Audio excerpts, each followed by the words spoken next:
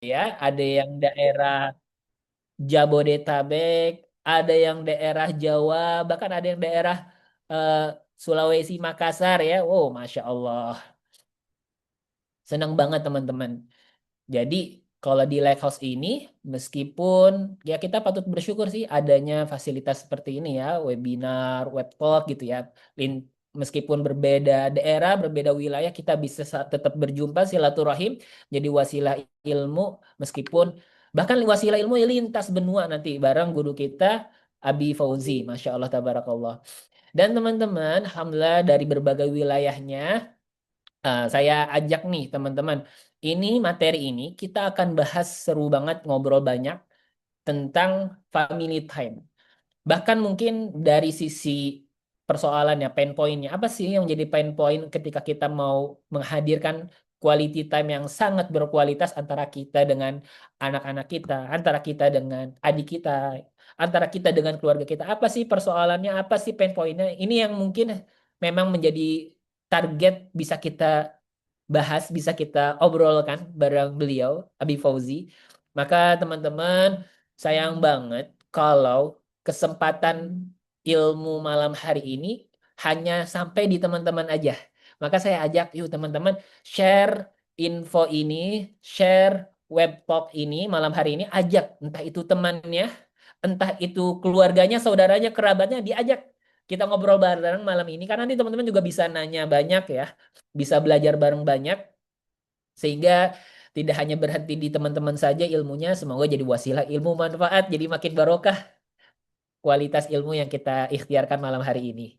Boleh ya teman-teman ajak teman-temannya yang lain juga untuk yuk hadir di Zoom malam hari ini. Masya Allah, tabarakallah. Nah, kita bicara soal liburan nih teman-teman. Bicara soal liburan, kayaknya eh, dalam rangka menghadirkan suasana liburan, liburan ala Nabi ya.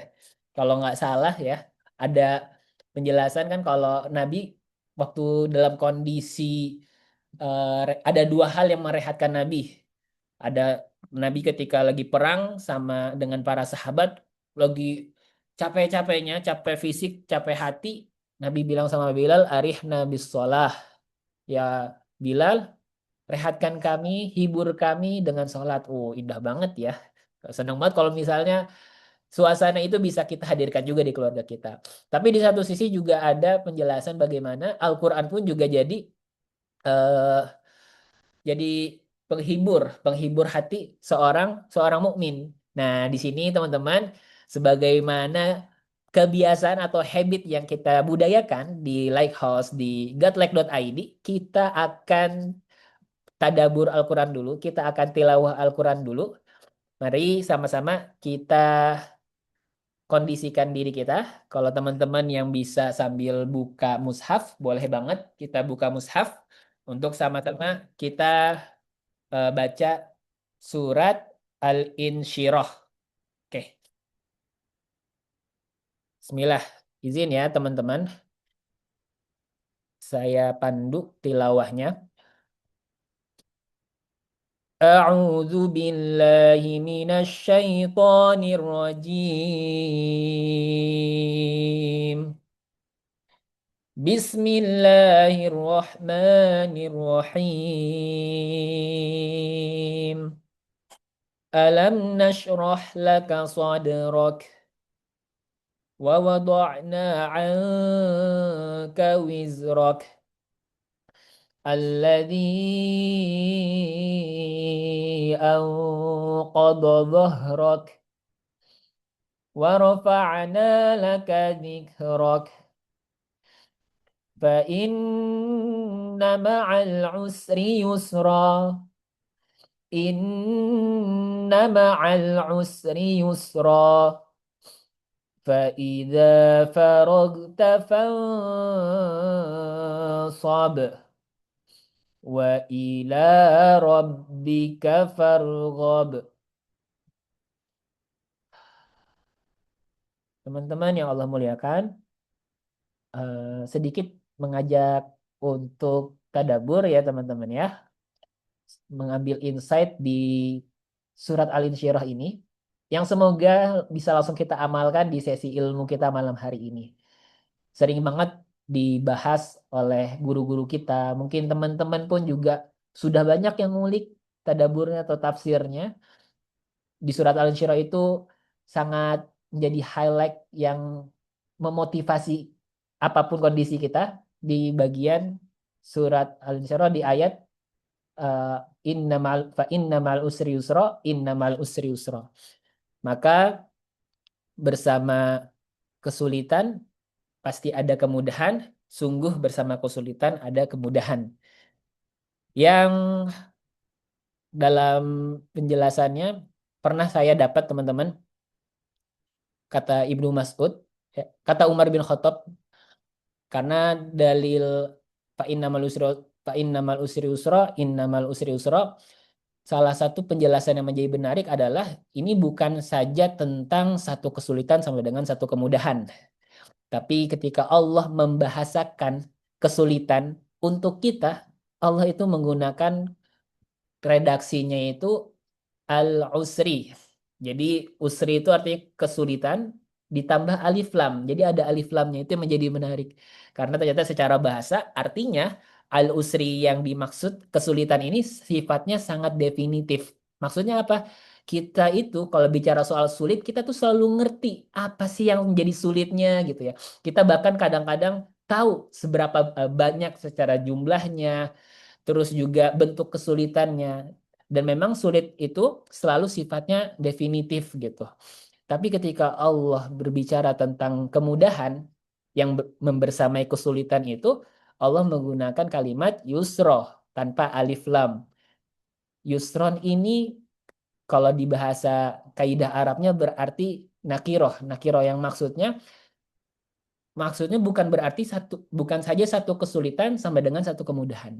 Tapi kemudahan yang dimaksud ini tidak definitif. Secara jumlah mungkin bisa lebih dari satu, bahkan bentuknya nggak kebayang.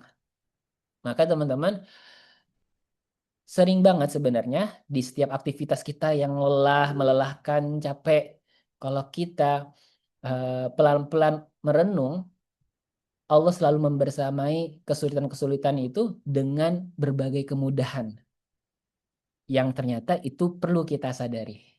Nah, gimana cara menyadari kemudahan di balik sebuah kesulitan? Nah, yang menjadi menarik adalah ternyata yang apa ya yang menjadi unik jarang dibahas ya dan saya baru banget dapat bahasannya itu ayat ini dimulai sebelumnya dengan rangkaian ayat Allah mengingatkan beberapa nikmat yang Nabi rasakan. Alam nasroh laka sadrak. Wahai Nabi, bukankah sudah aku lapangkan eh, dadamu. Jadi ada beberapa ayat sebelumnya itu tentang kemudahan-kemudahan yang diingatkan, diajak untuk sadar Nabi. Maka teman-teman, harapannya dengan kita bahas malam hari ini, apapun yang menjadi pain point atau persoalan liburan nanti bareng keluarga kita, dengan izin Allah kita bisa menemukan berbagai kemudahan di baliknya. Kemudahan di baliknya. Seperti apa kemudahan-kemudahan itu dan apa yang bisa kita sajikan bersama keluarga kita, bersama anak kita di tengah-tengah kesulitan-kesulitan yang mungkin hari ini sedang dialami oleh kita, keluarga kita atau negeri ini. Dan ala kulihal teman-teman, disinilah kita akan ngobrol bareng bersama guru kita, Abi Fauzi, yang alhamdulillah sudah bersama kita. Mungkin kita sapa dulu beliau. beliau. Assalamualaikum Abi. Assalamualaikum. Waalaikumsalam warahmatullahi wabarakatuh. Alhamdulillah. Masya Allah, tabarakallah. Abi sekarang di Madinah jam berapa, Abi? Sekarang jam 4.26 Masya Allah, jam 4 sore berarti ya, Abi ya? PM berarti ya. Oh, Ya, alhamdulillah. Baru dari masjid, dari masjid dekat rumah bareng anak-anak. Masya Allah. Oh, bareng anak-anak. Alhamdulillah. Berarti baru habis sholat asar ya, Bi ya? Masya Allah. Ya, alhamdulillah baru selesai salat Alhamdulillah. asar. Masya Allah, seru banget. Gak kerasa kalau kita habis isyaan, Bi. Di Madinah sudah Oh, habis, iya, habis asar ya. Masya iya. Allah. Di Indonesia 8:30 berarti ya. Ah, betul, Bi. Jam Sekitar jam setengah 9. jam-jam ngantuk belum ini? Insya Allah ini jam-jam semangat karena mau liburan sih, Bi ya. Jadi ini Masya obrolannya Allah. pingin banget kita hadirkan. Kita ngobrol bareng Abi tentang Hmm. persiapan liburan bareng keluarga, insya Allah, Bi. Fadal, fadal, tafadal. Bismillah. Bismillah. Baik, kita mau tanya-tanya, Bi. Mungkin Ya. sebenarnya ini kan liburan. Alhamdulillah, kalau di tanggal akademik, kalender akademik ini sekitar bulan Juni akhir, Bi. Bulan Juni akhir, kalau liburan sekolah, beda-beda sih durasi liburannya, ada yang 2 pekan dan lain sebagainya. Nah, sering, Bi, yang menjadi, apa ya, mungkin kita sebut kendala, Bi. Yang libur kan sebenarnya jadwal libur resminya secara nasional libur anak-anak kami, Bi. Anak-anak kita Iya, yang iya, mungkin iya. lagi sekolah. Tapi kita tentu Iya, betul. dengan aktivitasnya, pekerjaannya dan lain sebagainya. Jadi banyak, Bi, Hmm. orang tua hari ini, eh, ini juga curhatan pribadi sebenarnya, Bi. Yang mungkin merasa sudah, ya banyak yang dikerjakan, sudah bekerja keras demi keluarga. Tapi hubungan dengan anak justru terasa, eh, ya rasanya berusaha untuk terus dekat, Bi, tapi mungkin ada beberapa hal yang kok anak nggak mudah cerita sama kita, atau mungkin bahasa muda terasa semakin jauh gitu, Bi. Nah, menurut Abi Hmm. apa ya, Bi, tantangan terbesar keluarga Muslim saat ini? Mungkin Hmm. kita Baik. boleh, Bi, sharingnya. Oke. Bismillahirrahmanirrahim. Assalamualaikum warahmatullahi wabarakatuh. Saya ulang ya. Waalaikumsalam warahmatullahi Alhamdulillah, alhamdulillahilladzi bi ni'matihi tatimmus shalihat. Salatu wassalamu ala nabiyyina Muhammad sallallahu alaihi wasallam wa ala alihi wa azwajihi wa dzurriyyatihi wa man tabi'ahum ila yaumil qiyamah. Ayah bunda jamaah sekalian yang semoga senantiasa di dalam auniah Allah Subhanahu wa taala. Eh, bukan hanya ayah bunda ya. Ya, jadi kami pribadi juga merasakan eh, semacam tantangan ya. Karena semakin hari ujian kita di dalam proses mendidik anak ini ujian semakin berat gitu. Semakin lama semakin berat ya. Dengan gempuran media sosial, dengan gempuran teknologi, dengan gempuran macam-macam yang itu berimpact pada eh, apa namanya kekhawatiran kita sebagai orang tua gitu ya. Jadi kalau melihat bagaimana kondisi, apalagi saya suka miris ya sekarang sering lewat gitu di beranda atau di apa namanya timeline gitu bagaimana berita menyedihkan dari Hmm, saudara-saudara kita di khususnya di negeri kita di Indonesia yang ada kisah di mana apa eh, di Jawa Timur kalau nggak salah di Sidoarjo itu ada pria lansia gitu ya. Di situ ada kalau nggak salah ratusan orang tua yang mereka tidak diasuh gitu ya, tidak di apa namanya dirawat oleh anak-anak mereka gitu ya. Ya Allah. kebetulan saya ada friend list di Facebook gitu. Di situ saya merasa ya Allah begitu menyedihkannya gitu ya. Di satu sisi saya cukup takjub, cukup suka apa namanya ya, speechless kalau kemudian saya punya tetangga di Saudi atau di Medina atau selama saya kemudian di Saudi melihat bagaimana orang tua begitu begitu dekat dengan anak-anak mereka, bagaimana anak-anak memperlakukan orang tua yang begitu sangat apa namanya menghormati, sangat memuliakan gitu. Tapi di sisi yang lain, saudara-saudara kita di Indonesia mengalami kondisi yang sebaliknya gitu. Jadi eh, kayak apa antara bumi dan langit gitu. Di situ saya kemudian senantiasa berdoa kepada Allah gitu ya. Berharap supaya kelak itu tidak terjadi pada sahabat-sahabat atau keluarga dekat atau kami sendiri gitu ya. Naudzubillah min dzalik gitu begitu. Jadi tantangan terbesar ya yang dan kemudian saya ambil benang merah gitu. Kenapa Hmm, bisa terjadi seperti itu? Berarti kan ada hal tuh. Nggak mungkin ada sesuatu tiba-tiba terjadi tanpa ada sebab ya. Harus ada sebab akibatnya gitu ya. hmm, Kalau saya bisa melihat mengambil benang merahnya, kendala terbesar dari kenapa terjadi hal-hal yang membuat kita miris ya dengan berita-berita di Indonesia, anak yang sampai ada yang dibunuh orang tuanya, ada anak yang ditelantarkan orang tuanya, ada bayi diaborsi ditemukan di sungai gitu kan. Ada hmm, orang-orang tua yang kemudian di akhir hayatnya mereka pingin bersama anaknya tapi kemudian diterlantarkan gitu. Dan itu kita tidak menemukan di sini gitu loh.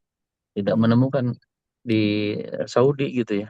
Dan ini membuat kemudian kita apa ya, mengambil ibrah pelajaran. Kenapa bisa seperti ini? Ternyata eh, yang pertama dan yang utama, kalau saya bisa menilai, menurut saya pribadi ini adalah faktor ilmu. Jadi memang minimnya ilmu ya, yang ini menjadi sebab utama para orang tua hari ini ya. Kemudian di dalam mendidik anak-anak mereka minim ilmu, sehingga apa, ketika ilmu terbatas ya, ilmu dalam mendidik anak, ilmu di dalam beragama itu minim, eh, pada akhirnya akan melahirkan hal-hal yang kita sebutkan tadi ya. Sehingga apa ya, ketika para orang tua minim ilmu, ya baru-baru kemudian dia berpikir untuk membangun karakter anak, atau berpikir untuk bagaimana mengcreate ya orang anak-anak yang soleh, bagaimana berpikir untuk menciptakan suasana surgawi di rumah, atau bagaimana menciptakan suasana keilmuan di rumah, itu tidak mungkin terjadi karena apa, orang tuanya tidak punya ilmu gitu ya. Ini sebenarnya pondasi dari segala masalah yang terjadi saat ini ya, sehingga akan berimpact pada sesuatu yang besar, apa, karakter tidak terbentuk ya, jadi eh, ketakwaannya tidak, imannya juga, iman keluarga itu juga tidak terbentuk ya kan, sehingga apa, anak tumbuh eh, ya sekedar secara fisik tumbuh gitu, tapi secara keimanan, secara karakter itu tidak tumbuh gitu ya. Dan ini yang menjadi sebab masalah-masalah besar itu terjadi. Terus yang kedua ada faktor eksternal yang ini kemudian juga menggempur ya. Bagian dari Hmm. desain kalau saya melihat bagaimana upaya para musuh-musuh Islam untuk menghancurkan generasi eh, muda kita saat ini. Jadi orang tua disibukkan dengan, mohon maaf ya, gempuran medsos yang begitu masif gitu ya. Orang tua sibuk Hmm. megang HP, mohon maaf, tapi bukan berorientasi pada pendidikan anak. Ya, lebih pada berorientasi pada kehidupan dunia, gemerlap dunia. Sementara anak-anak di sekitar mereka dipegangin HP, dikasih apa namanya, network yang 24 jam nyala terus gitu ya. Jadi Iya. dibiarkan, sehingga apa yang terjadi, anak tumbuh dididik bukan oleh orang tuanya, tapi apa, oleh kemaksiatan yang senantiasa menyerang terus di HP, di gadget ini yang membahayakan. Jadi ada serangan faktor internal dan eksternal. Jadi internal ya tadi minimnya ilmu, faktor eksternal adalah gemburan daripada musuh-musuh Allah melalui teknologi informasi yang begitu masif sekarang, gadget, internet dan lain sebagainya, game dan lain sebagainya. Ini sangat fundamental. Yang ketiga adalah karena tadi ya, dari keluarga A, B, C, D, masing-masing keluarga punya masalah yang sama, sehingga apa? Terbentuk lingkungan yang juga sama gitu. Jadi keluarga A punya masalah yang sama. Jadi tidak adanya karakter yang ada di keluarga tersebut. Kemudian bertemu dengan keluarga B yang punya masalah yang sama. Akhirnya apa? Terbentuklah lingkungan dengan yang yang sama gitu ya. Lingkungan yang sama-sama rusak gitu loh. Ini yang Iya. kemudian menyebabkan apa namanya? eh, apa namanya, punya pengaruh kendala terbesar saat ini gitu ya. Ataupun bisa jadi keluarga bagus ya, orang tuanya punya ilmu, tapi kemudian ketika keluar rumah orang tua punya tantangan. Karena apa, anak harus sekolah, anak kemudian harus berinteraksi dengan masyarakat, anak harus kemudian bertemu dengan orang luar. Nah ketika keluar bertemu dengan lingkungan yang rusak, akhirnya apa yang sudah ditanamkan anak berjam-jam ya, mayoritas bersama orang tua di rumah gitu, kemudian dididik mereka dengan pendidikan agama yang begitu sangat apa namanya, eh, apa, sangat bagus, kemudian bisa rusak dalam hitungan beberapa menit karena pengaruh lingkungan yang rusak gitu. Jadi memang ini tidak dipisahkan antara pendidikan di dalam rumah dengan pendidikan di luar rumah. Dan mohon maaf Bang, ini juga ada pengaruh besar dari negara yang harus hadir, Ya yang harus Allah. hadir punya peranan besar untuk Hmm. membentuk. Dan ini sudah dicontohkan oleh para sahabat yang mulia Rasulullah SAW ketika Rasulullah menjadi apa namanya, pemimpin kota Madinah. Masya Allah ya, kalau kita lihat bagaimana sejarah Rasulullah ini secara umum saja, karena nanti ada tema terpisah bagaimana parenting ala Rasulullah gitu ya, bagaimana Rasulullah hadir bukan hanya untuk keluarga beliau, tapi beliau menyempatkan hadir di apa namanya, keluarga para sahabat gitu ya, bagaimana kemudian kita melihat sosok sahabat-sahabat yang berinteraksi dan dididik langsung oleh Rasulullah SAW. Artinya memang Rasulullah mencontohkan bagaimana kalau kemudian kita membentuk keluar apa namanya, sebuah apa namanya, besar apa, membangun sebuah peradaban besar, maka tidak cukup dari keluarga kita saja, kita juga harus punya semangat. Seperti apa yang kita lakukan hari ini, kita sama-sama sharing ya dengan teman-teman, sama-sama punya keluarga, sama-sama punya anak, sama-sama punya tetangga. Nah, ini dalam rangka bagaimana kemudian pengalaman kita, ya Hmm. kemudian apa namanya ilmu kita yang kita miliki sama-sama kita share di sini supaya apa? Supaya sama-sama kita membangun keluarga yang sesuai dengan apa yang dicontohkan oleh Rasulullah Shallallahu Alaihi Wasallam. Karena masyarakat itu terbentuk dari keluarga-keluarga kecil kan, negara terbentuk dari gabungan masyarakat. Artinya, ketika kemudian dari keluarga-keluarga itu muncul sebuah generasi anak-anak yang soleh, duriat-duriat yang soleh yang kemudian senantiasa takut Yakin kepada Allah, gitu. maka masyarakat nanti yang terbentuk dari keluarga-keluarga kecil juga akan punya karakter yang sama, sama-sama masyarakat yang punya keimanan dan senantiasa takut kepada Allah Subhanahu wa taala. Jadi itu ya tiga hal besar yang menjadi PR kita bersama, minimnya ilmu, kedua adalah apa namanya faktor eksternal dengan adanya masifnya informasi yang negatif, yang ketiga adalah lingkungan yang rusak gitu ya. Tafadhol. Masya Allah. Iya Hmm. betul, Masya Allah ya teman-teman ya. Abi, berarti kan tadi dua eksternal, dua faktor eksternal, juga satu faktor internal gitu ya, Bi. Secara Iya betul. ringkasnya, walaupun mungkin bahkan kalau tadi Abi jelaskan itu bisa dibilang faktor yang menyebabkan faktor-faktor selanjutnya gitu ya, Bi. Ya. Iya betul. Dan salah satunya Bi, Rehan baru baca juga Bi, nyari-nyari info Hmm. sebelum ngobrol gitu ya, Bi. Hmm. Ternyata Indonesia juga sering disebut ini, Bi, mengalami krisis fatherless gitu, Bi. Nah, Iya mungkin betul. Abi juga apa namanya bisa sharing, Bi, terkait isu ini gitu. Eh, karena sebenarnya apa sih, Bi, maksud yang dimaksud fatherless, dan kenapa, dan Indonesia termasuk yang besar. Apakah ini juga bagian dari tadi faktor yang akhirnya membesar ini jadi mempengaruhi isu itu? Dan sebenarnya yang lebih terpenting lagi, ketika seberapa ini menjadi masalah, dan tentunya bagaimana kita tidak menjadi bagian masalah itu sih, Bi. Terutama untuk kalau fatherless berarti untuk kami-kami nih yang untuk peran ayah, tanpa mengurangi peran penting juga bunda-bundanya sih, Bi, gitu. Mungkin boleh, Bi. Oke. Oke, Bismillahirrahmanirrahim. Untuk fatherless, fatherless, father itu kan ayah ya, less berarti minim ya, minim atau sedikit ya. Berarti dalam artian fatherless ini adalah minimnya peran ayah di dalam proses pendidikan anak. Eh, ini bukan masalah tahun ini Oh, masalah turun-temurun. Jadi masalah turun-temurun yang itu sudah menjadi urf kebiasaan. Saya ingat sekali ketika saya masih kecil di kampung-kampung di daerah kami. Tapi alhamdulillah sekarang sudah mulai banyak perbaikan di mana tradisi kalau dulu kan ada tradisi raja ya bahwa ada semacam apa namanya apa namanya kayak kayak pandangan masyarakat kalau suami itu adalah raja gitu ya. oh, iya, Jadi iya. memang di satu sisi ada benarnya, di sisi yang lain banyak salahnya gitu. Jadi ketika Banyak salahnya. eh, pendapat itu berkembang di masyarakat, sehingga apa yang terjadi?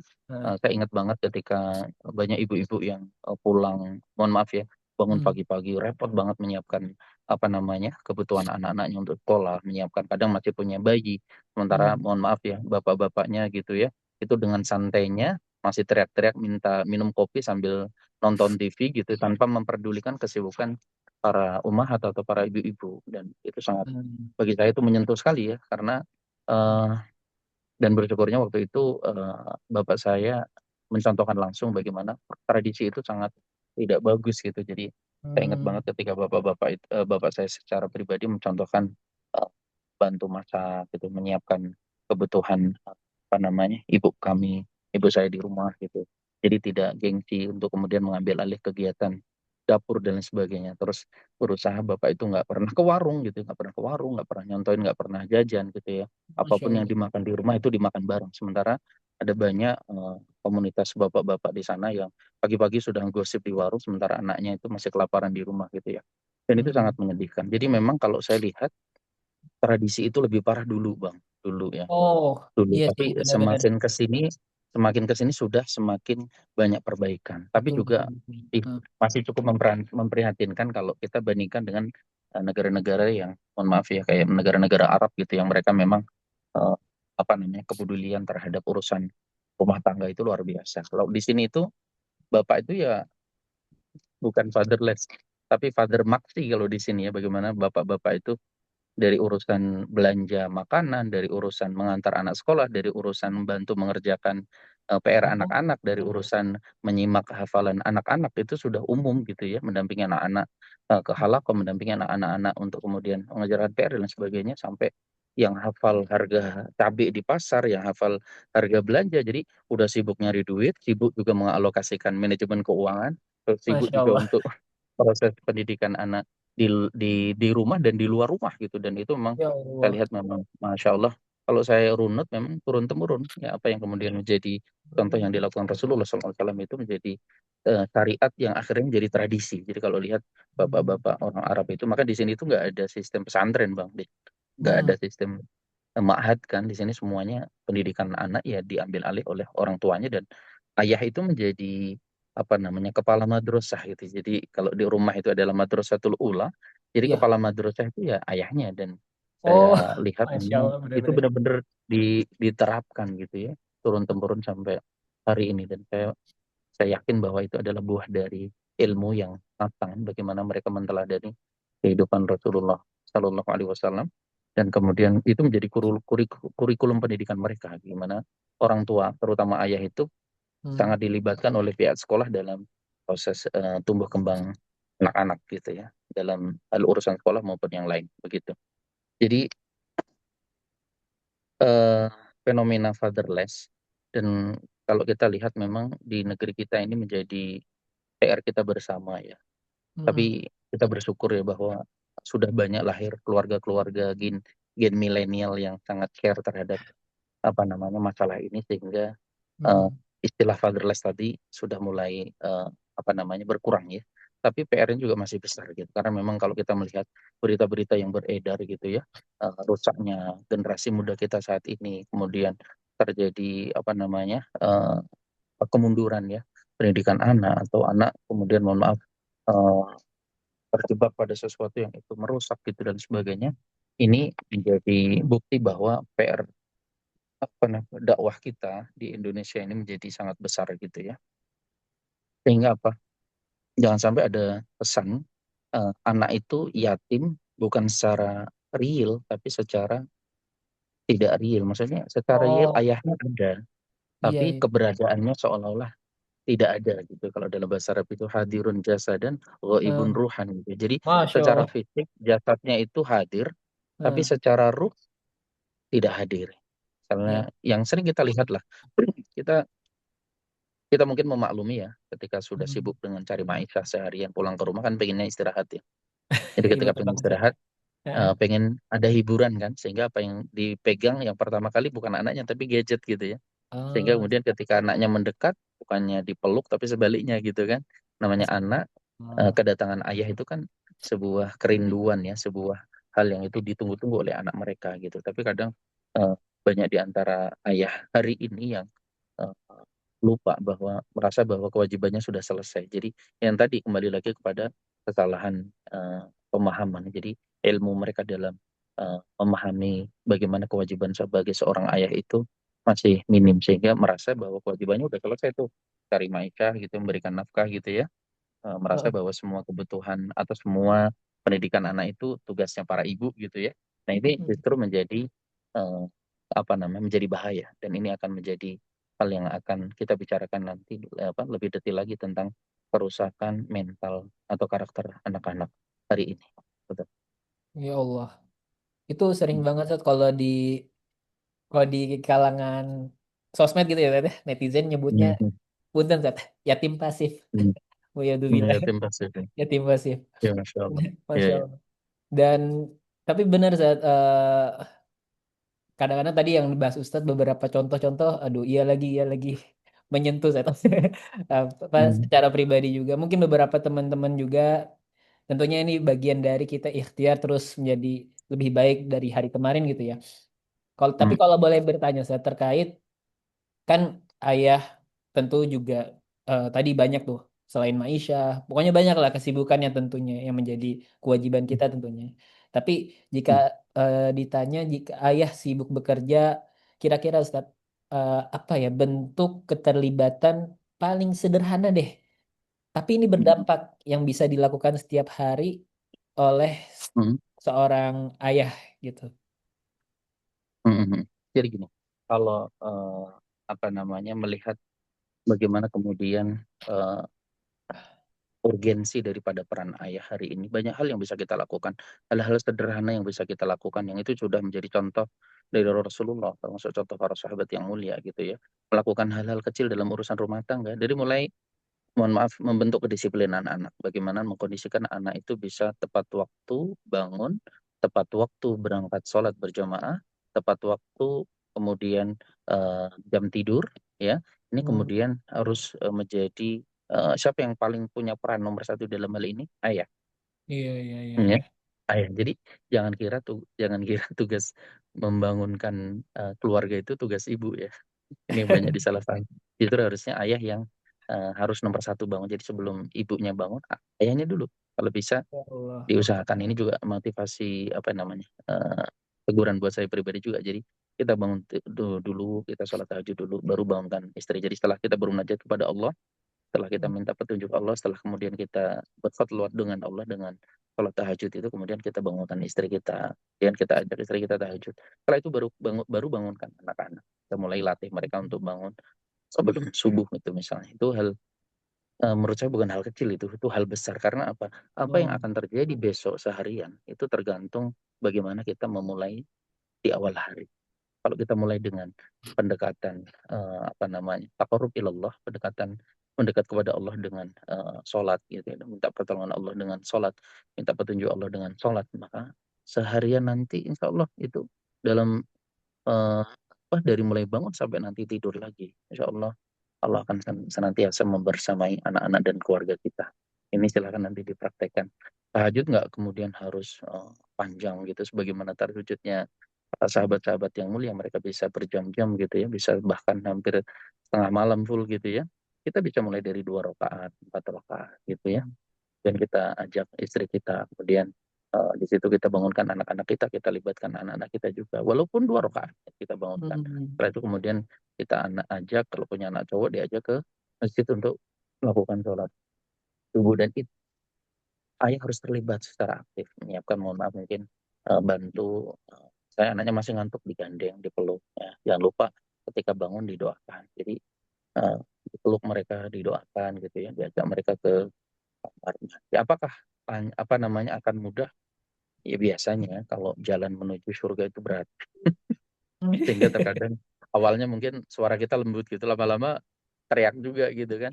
Itu juga kadang terjadi gitu ya, tapi nggak tiap hari. Tapi kita merasain juga kadang gampang dibangunin, kadang susah dibangunin. Makanya kadang kita suka ngasih challenge tuh ke anak-anak, misalnya, ayo nanti yang bisa bangun sendiri sebelum adzan subuh, kan biasanya misalnya adzannya jam 4.15, kemudian kita setting 15 menit gitu ya sebelum adzan subuh.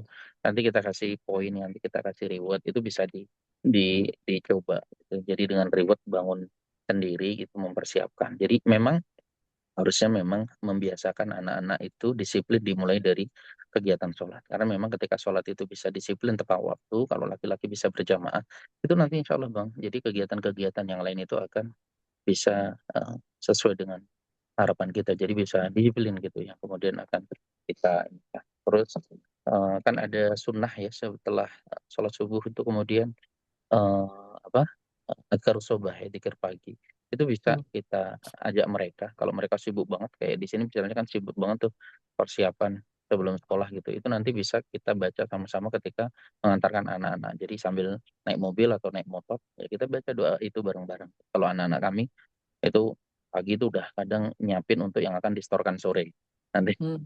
nyiapin nanti ada sesi murojaah gitu. Kadang kalau udah sibuk banget mereka nggak sempet pikir pagi gitu ya, Ya biasanya ya Allah. udah kita bacain doa, ya kita bacain doanya, tapi kita wakilkan kita bacain pikir paginya.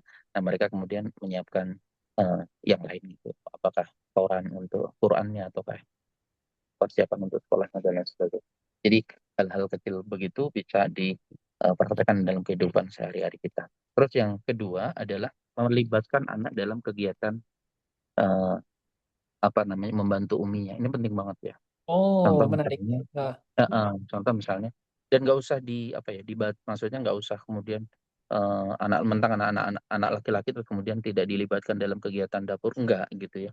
Karena oh, ini kan parenting Rasulullah ya. Rasulullah menjahit sendalnya sendiri, Rasulullah menjahit baju beliau yang sobek gitu ya. Ini contoh bahwa yang kayak begitu juga laki-laki bisa ikut dilibatkan. Contoh misalnya, nah kita libatkan anak-anak dari mulai sebelum tidur ya. Sebelum tidur biasanya kan beres-beres tempat tidur mereka. Itu sunnah-sunnah yang dilakukan Rasulullah kita terapkan. Kemudian bangun tidur sebelum mereka beranjak ke kamar mandi.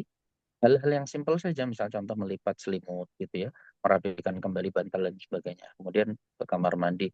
Kemudian harian, misalnya setiap mereka makan, usahakan mereka mencuci piring dan gelas mereka sendiri, sendok mereka sendiri. hmm, Kemudian di setiap pekan gitu ya, mereka menyiapkan baju sekolah selama sepekan tuh disiapkan. Kalau mulai sudah besar sudah dilibatkan itu untuk membantu menyetrika oke. baju dan lain sebagainya gitu ya. Terus kalau kami misalnya kalau hari Jumat Sabtu itu ada momen di mana kami kerja bakti di rumah. Jadi setiap anak punya tugas tuh di situ. Nanti di kan jadwal libur sekolah tuh ya, libur sekolah, libur halakoh gitu. Itu momen kita untuk apa namanya kerja bakti di rumah. Jadi ada yang bersihin kamar mandi, ada yang bersihin ruang tamu, ada yang bersihin dapur, ya, ada yang bantu uminya. Pokoknya semua Hmm, kegiatan itu tidak dibebankan kepada uminya, kasihan gitu ya.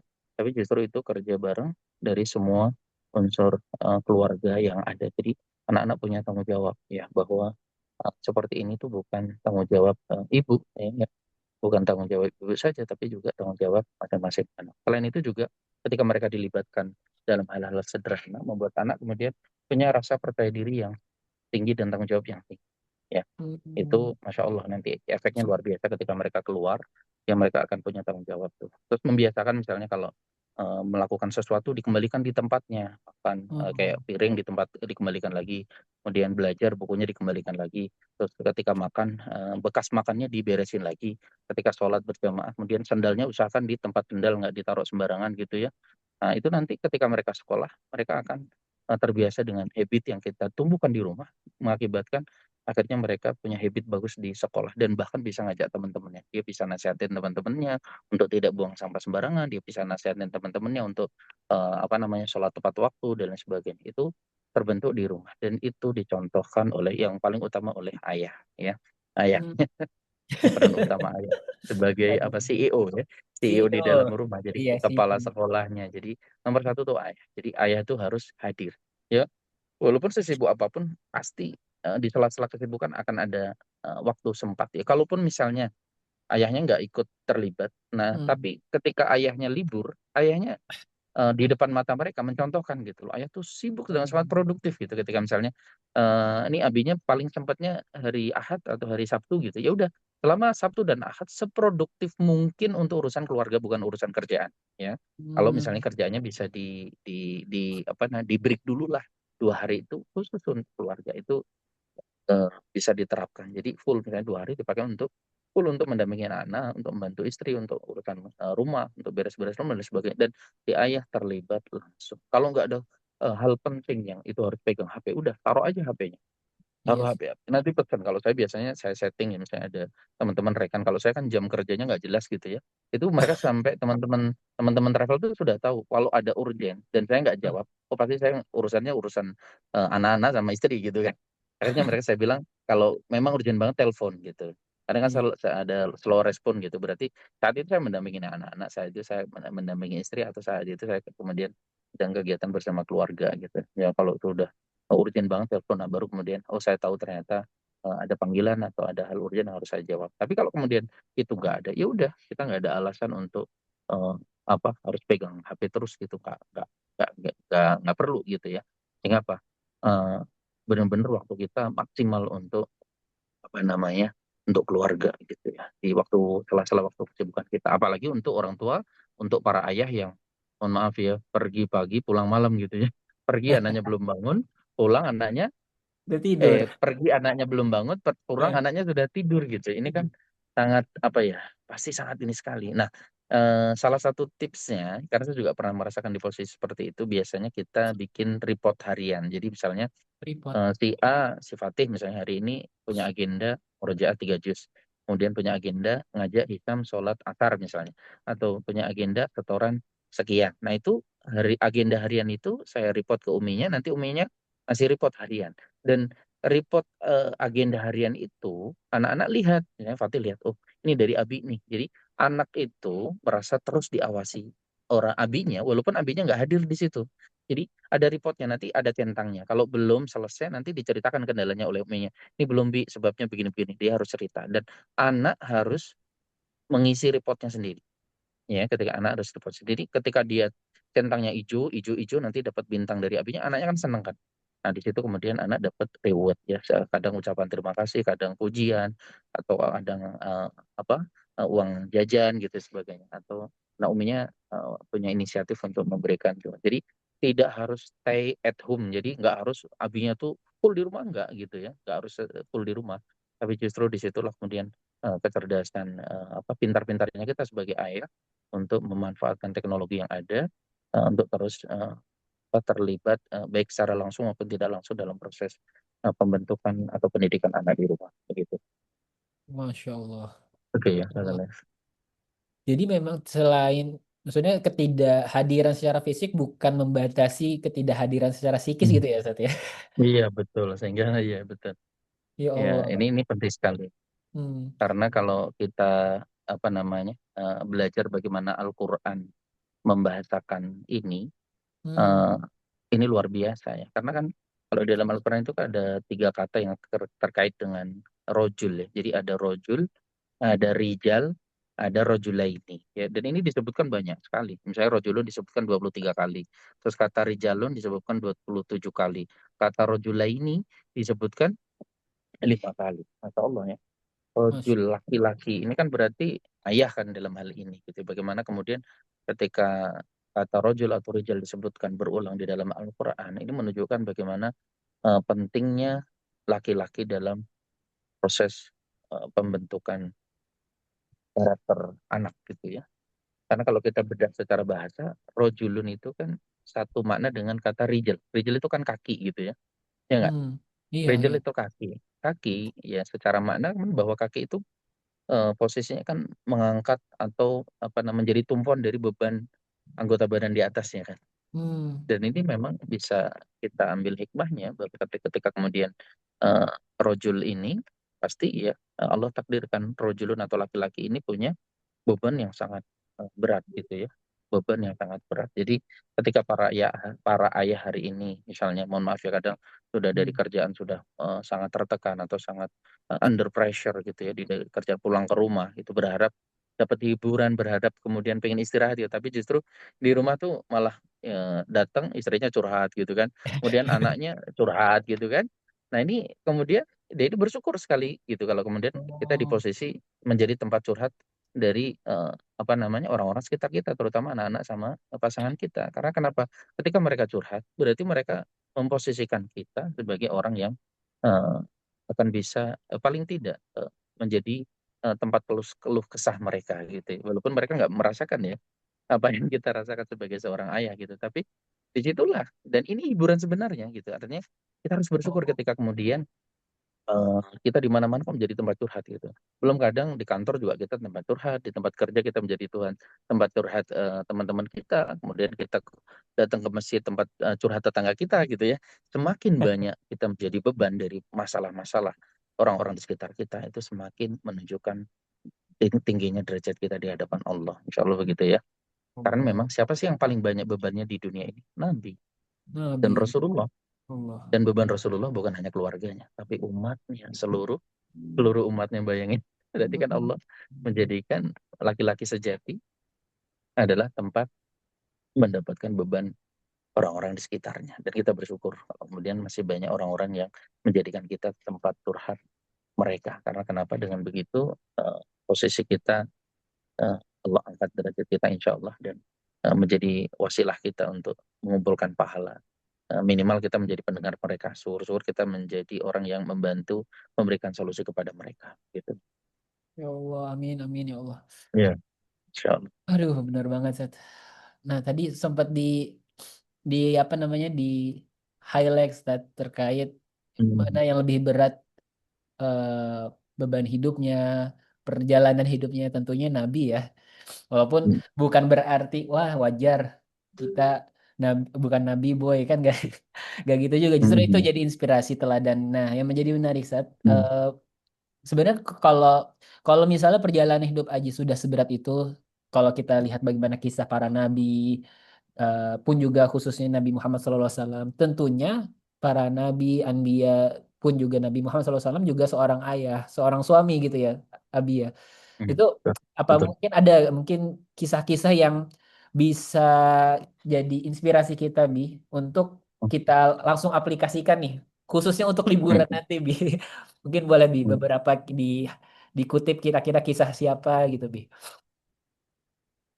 Oke ya, Masya Allah. Jadi eh, kata, mohon maaf ya, kalau di dalam Al-Quran ada kata yang eh, sering berulang, ya beberapa kali diulang di dalam Al-Quran, yaitu kata eh, ayah, tapi dengan kalimat dengan kata abati. Pernah dengar ya? Berarti ya Allah. Abati. Ya, dan ini bagaimana kalimat ini pernah diucapkan oleh Ismail, ya, ketika mendengar kabar ayahnya Nabi Ibrahim yang mendapatkan perintah atau bermimpi di dalam mimpinya untuk menyembelih Nabi Ismail, gitu ya kan.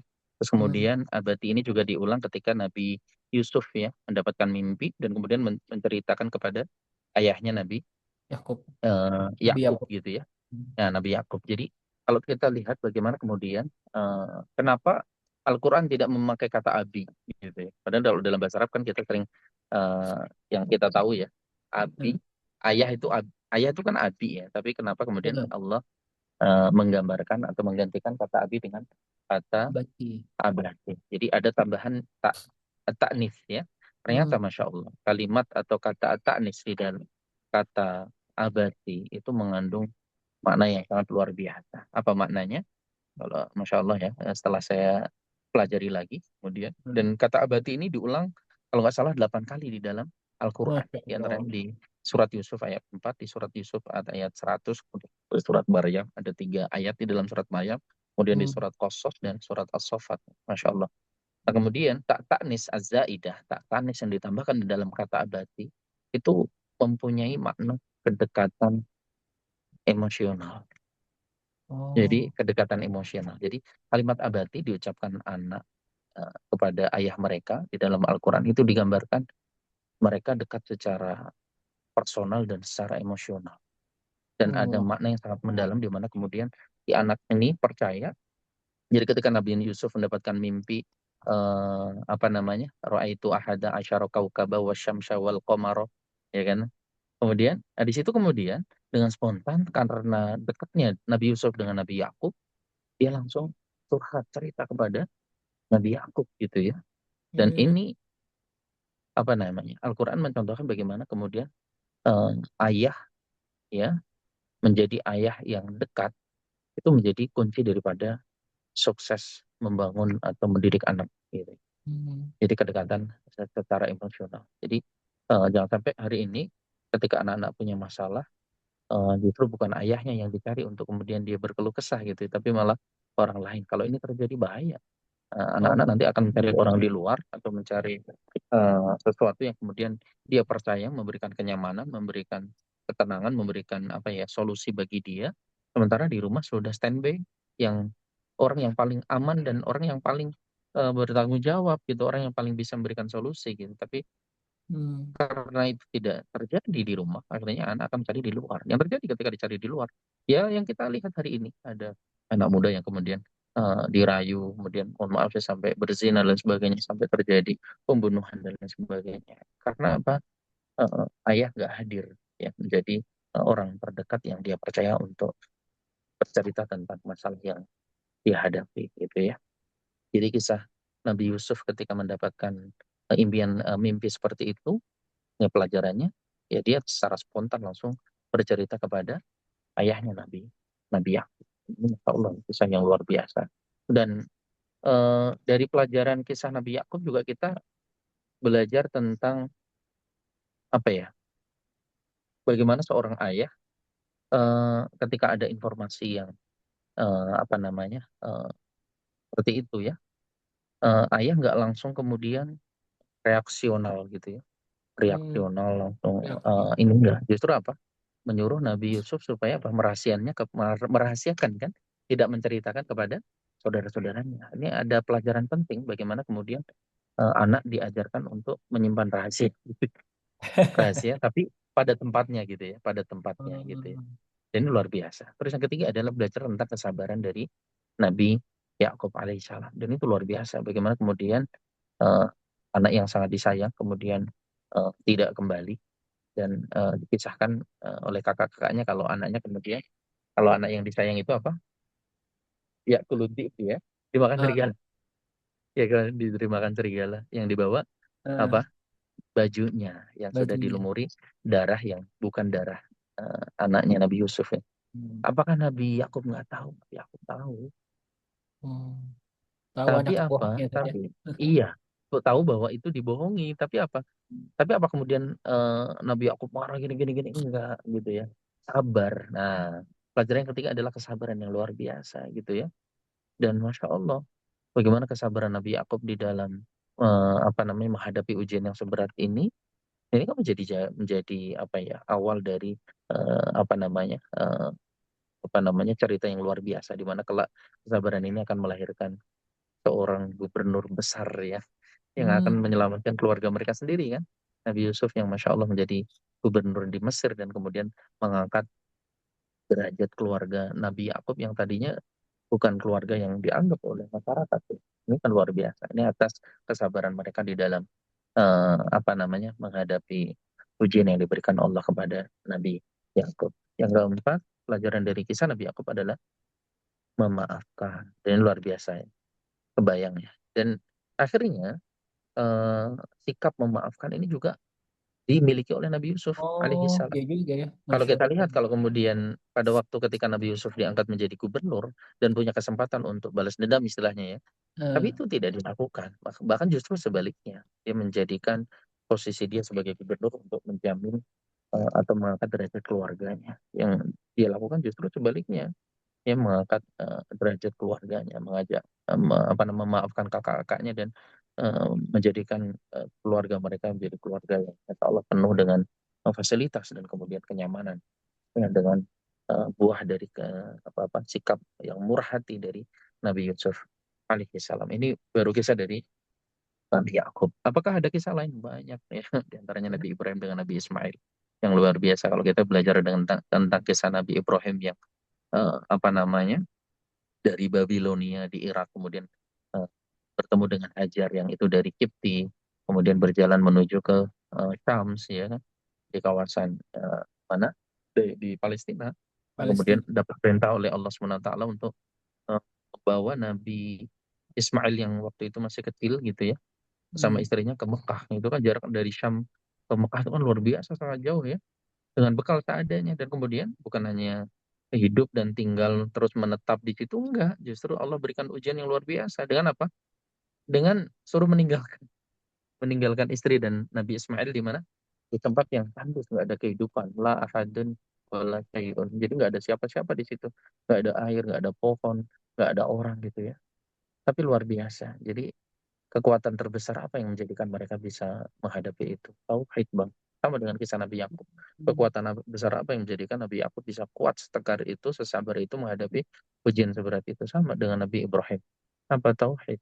tauhid. Keyakinan bahwa ini adalah perintah Allah dan apa namanya ini bagian dari apa namanya perintah yang insya Allah akan menjadi sebab mereka akan ditolong oleh Allah Subhanahu Wa Taala. Maka ketika kemudian Nabi Ibrahim disuruh balik lagi ke Syam, ya kan pada waktu itu Bunda Hajar kan bertanya gitu kan, karena kan Nabi Ibrahim nggak tega untuk melihat ke belakang.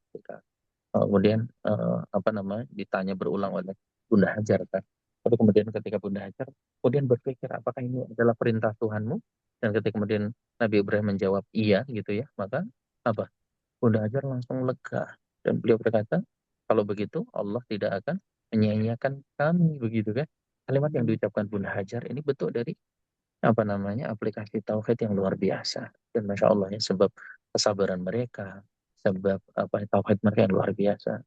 Setiap orang yang hari ini umroh, setiap orang yang hari ini sa'i, setiap orang yang hari ini haji, mengalir terus pahala kepada mereka. Masya Allah ya. Dan kebesaran kisah mereka dikenang terus. Sehingga apa kisah, apa namanya, kegiatan yang mereka lakukan di Mekah, di Tanah Suci menjadi bagian dari syariat yang itu dilakukan istimror ya, terus menerus sampai nanti di hari kiamat. Dan Masya Allah ya, jadi pertolongan Allah itu datang, pertolongan Allah itu hadir ketika apa? Ketika tauhid itu menjadi pondasi dari ke apa namanya, diri hamba-hamba beriman, hamba-hamba Allah Subhanahu wa taala gitu. Ini sekilas ya.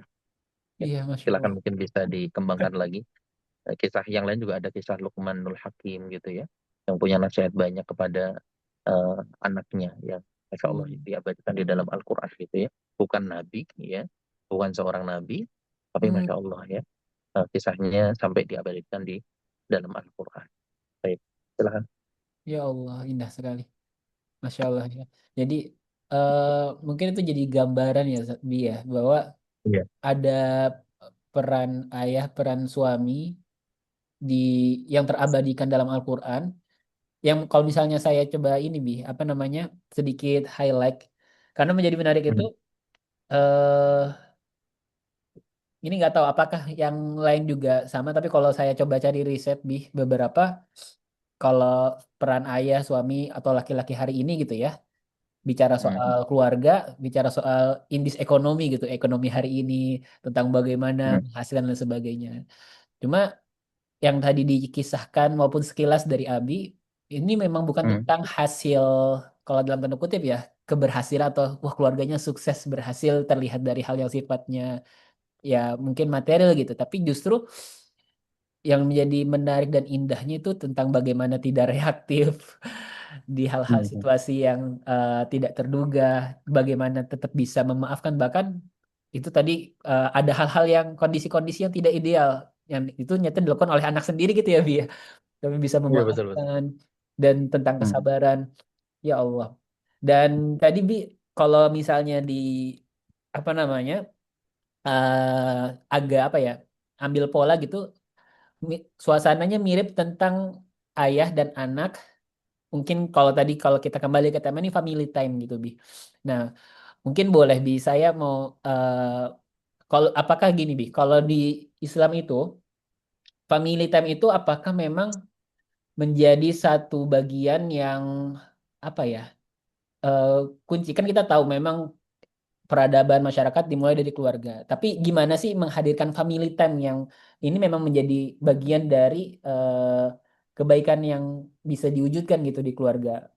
Jadi family time itu seperti, sebenarnya kalau dalam Islam itu seperti apa? Terus mengapa family time itu bukan sekedar tentang, kalau tadi kan di kisah-kisah Al-Quran tuh sedikit belum nemu sih Bi tadi dari ya kisahnya, atau mungkin nanti ada kisahnya Bi yang terkait rekreasi atau ya tentang liburan gitu ya Bi. Cuma banyak hal yang sifatnya dialog gitu. Nah mungkin boleh Bi, kalau family time menurut Islam itu seperti apa dan mengapa ini bukan tentang rekreasi saja Bi? Oke ya. Sebelum itu ada yang terlewat tentang kisah Nabi Ibrahim dan Ismail ya. Bagaimana Hmm, kemudian kalau kita lihat, apakah Nabi Ismail itu stay terus bersama Nabi Ibrahim? Kan enggak. iya Jadi betul. Nabi Ibrahim itu membersamai Nabi Ismail itu pertama ketika Nabi Ismail lahir sampai kemudian mengantarkan ke Mekah, ya kan? Iya. Kemudian datang lagi itu setelah Nabi Ismail menikah dengan kabilah Bani Allah. Jurhum. Ya Ada kan jeda dua ya. kali ya Nabi Ismail menikah ya, karena kesolehan Nabi Ismail, karena Masya Allah ya, adab yang luar biasa yang dimiliki oleh Nabi Ismail, maka Bani Jurhum ini yang datang dari Yaman, mereka menikahkan dengan salah satu putri dari Bani Jurhum gitu ya. Dan setelah Hmm. kemudian menikah yang pertama, baru Nabi Ibrahim datang lagi.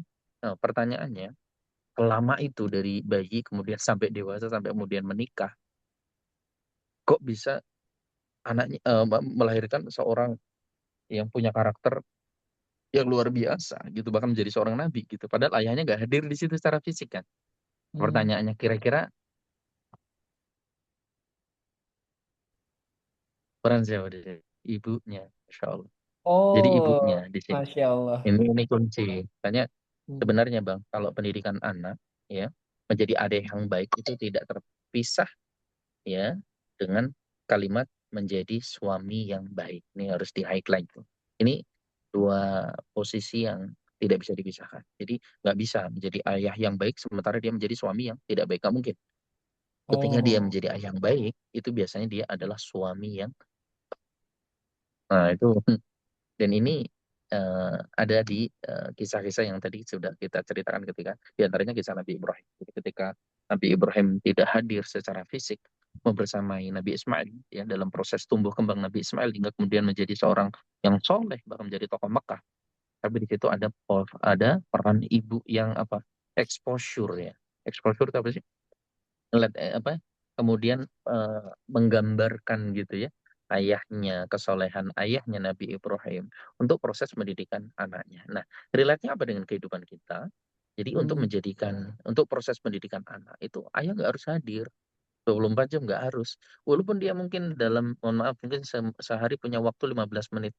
Ya nggak apa-apa 15 menit itu dimaksimalkan total untuk hadir ya menemani anak-anak. Udah. Mungkin bahkan mohon maaf, kadang hadirnya cuman sebulan sekali, bahkan kadang hadirnya cuman setahun sekali, bahkan mungkin kadang hadirnya 3 tahun sekali, bahkan ada yang 10 tahun sekali. Nggak masalah. Karena apa? Bukti ternyata kesolehan ayah yang kemudian digambarkan, karakter ayah yang kemudian digambarkan ya oleh ibunya kepada anak ya dengan kisah-kisah, dengan cerita saja, atau kalau sekarang bisa dengan telepon, dengan video call, ya Masya Allah.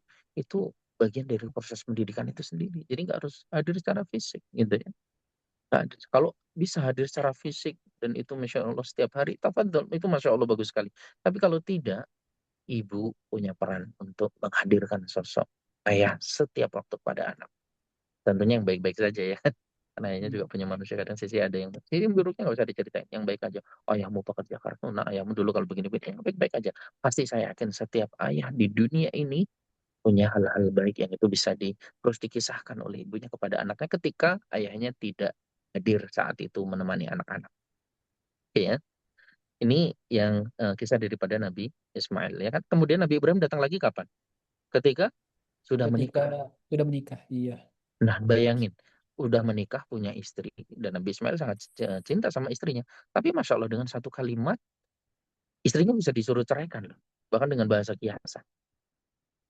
Ketika apa? Nabi Ibrahim melihat istrinya bukan tipe wanita yang bersyukur.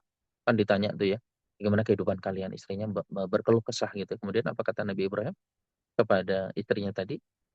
Rubahlah apa? Gagang pintu, rubahlah pintu gitu kan. Nah, Nah, ini Masya Allah ya, dengan bahasa kiasan, tapi dilaksanakan. Pertanyaannya, nggak pernah ketemu, ya kan? Tapi kemudian bisa langsung ditaati oleh Nabi Ismail. Ada hal yang besar di balik kisah ini, gitu kan? Di balik kisah ini, gitu kan? Maka kemudian Nabi Ismail sampai apa? Faham bahwa, oh ini adalah perintah untuk menceraikan istrinya.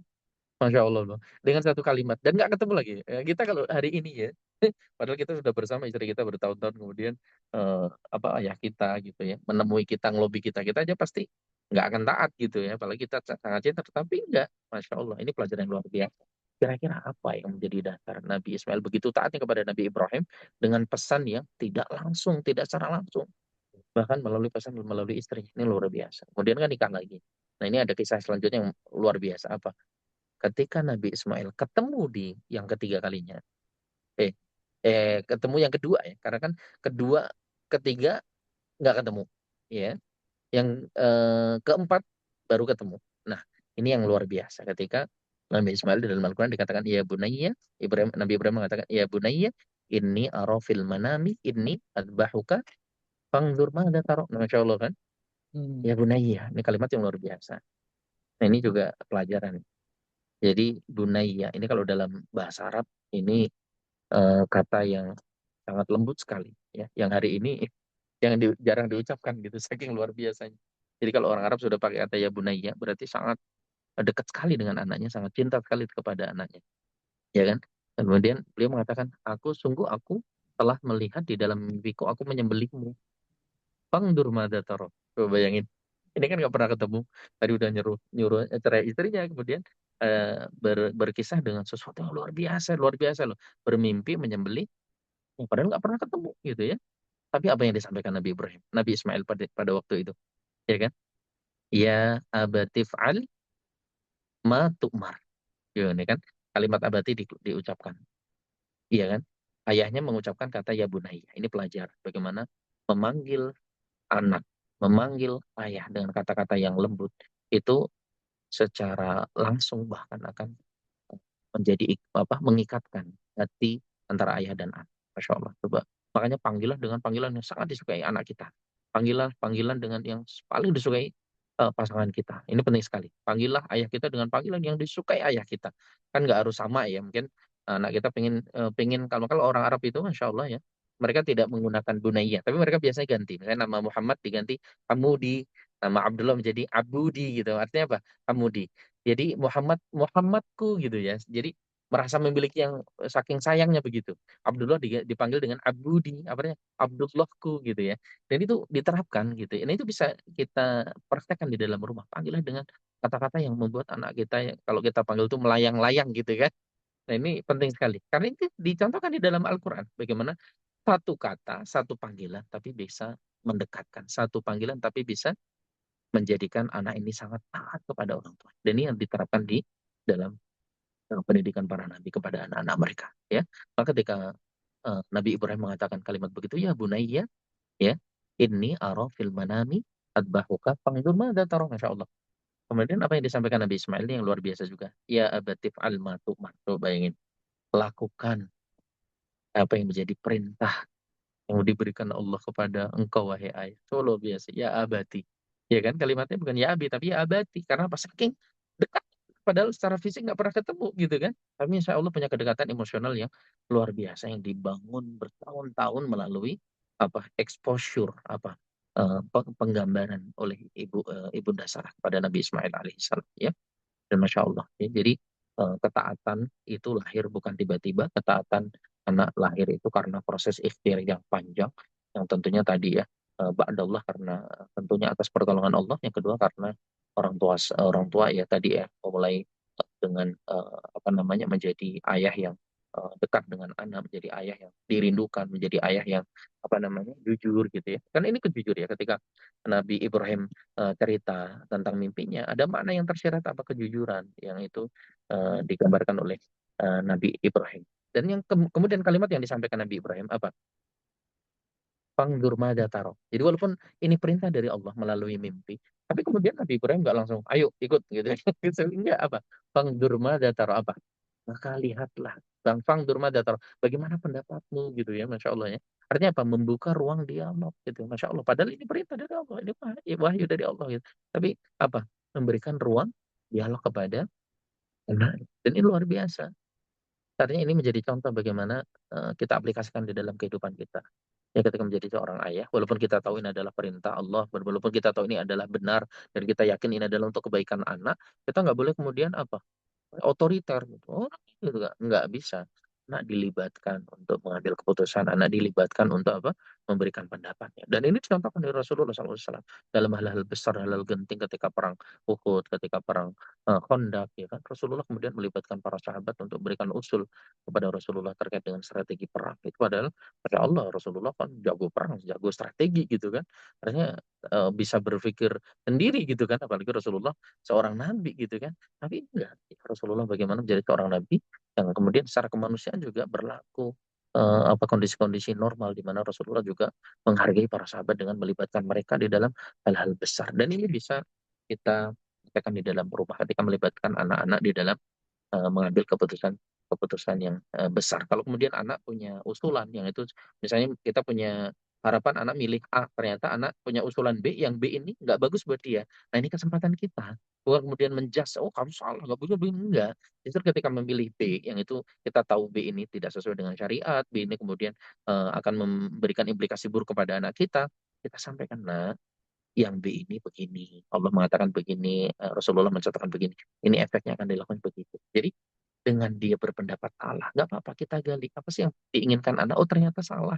Nah waktu kita di situ proses parenting terjadi, proses pendidikan, proses tarbiyah berlangsung. Jadi kita jelaskan masalahnya seperti apa. Makanya seringlah ngobrol dengan anak-anak. Kan anak-anak punya banyak kisah ketika dia sekolah, anak-anak punya banyak kisah ketika mereka bermain di luar gitu ya.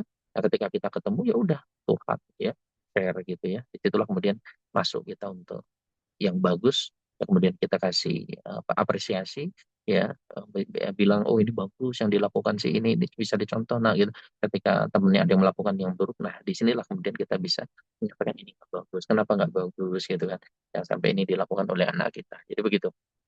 Terus untuk masuk ke apa tadi, family time ya. Family Jadi time. sebenarnya, nah ini sudah masuk tadi, sudah sebagian bahwa family time ini ya tadi ya, nggak harus stay at home full ya bersama anak. Jadi apa, yang waktu yang singkat tapi berkualitas ini penting banget ya. Dan ayah punya peranan menjadikan apa, family time ini benar-benar berkualitas ya. Nah, dan kaitannya dengan family time ini, ayah harus punya apa ya, punya basic ilmu ya untuk meng-create kegiatan harian yang itu sangat menyenangkan, terutama pas liburan ya. Sangat menyenangkan, kemudian menjadikan keluarga itu semakin dekat dengan Allah misalnya. Yang biasa kami lakukan itu bikin schedule harian selama liburan. Ya, schedule harian itu penting banget supaya apa? Anak-anak berjalan bukan pada sesuatu yang mereka inginkan saja, bukan, tapi berjalan pada sesuatu yang menjadi kesepakatan bersama, yang itu terus dibimbing oleh orang tua. Jadi gini, tapi dalam pembuatan schedule, anak-anak dilibatkan. Misalnya, oh ini murojaahnya kan ada jadwal daurah misalnya, daurah pagi sama sore sampai malam. Kan ada waktu senggang, kita tawari, ini mau tidurnya jam berapa?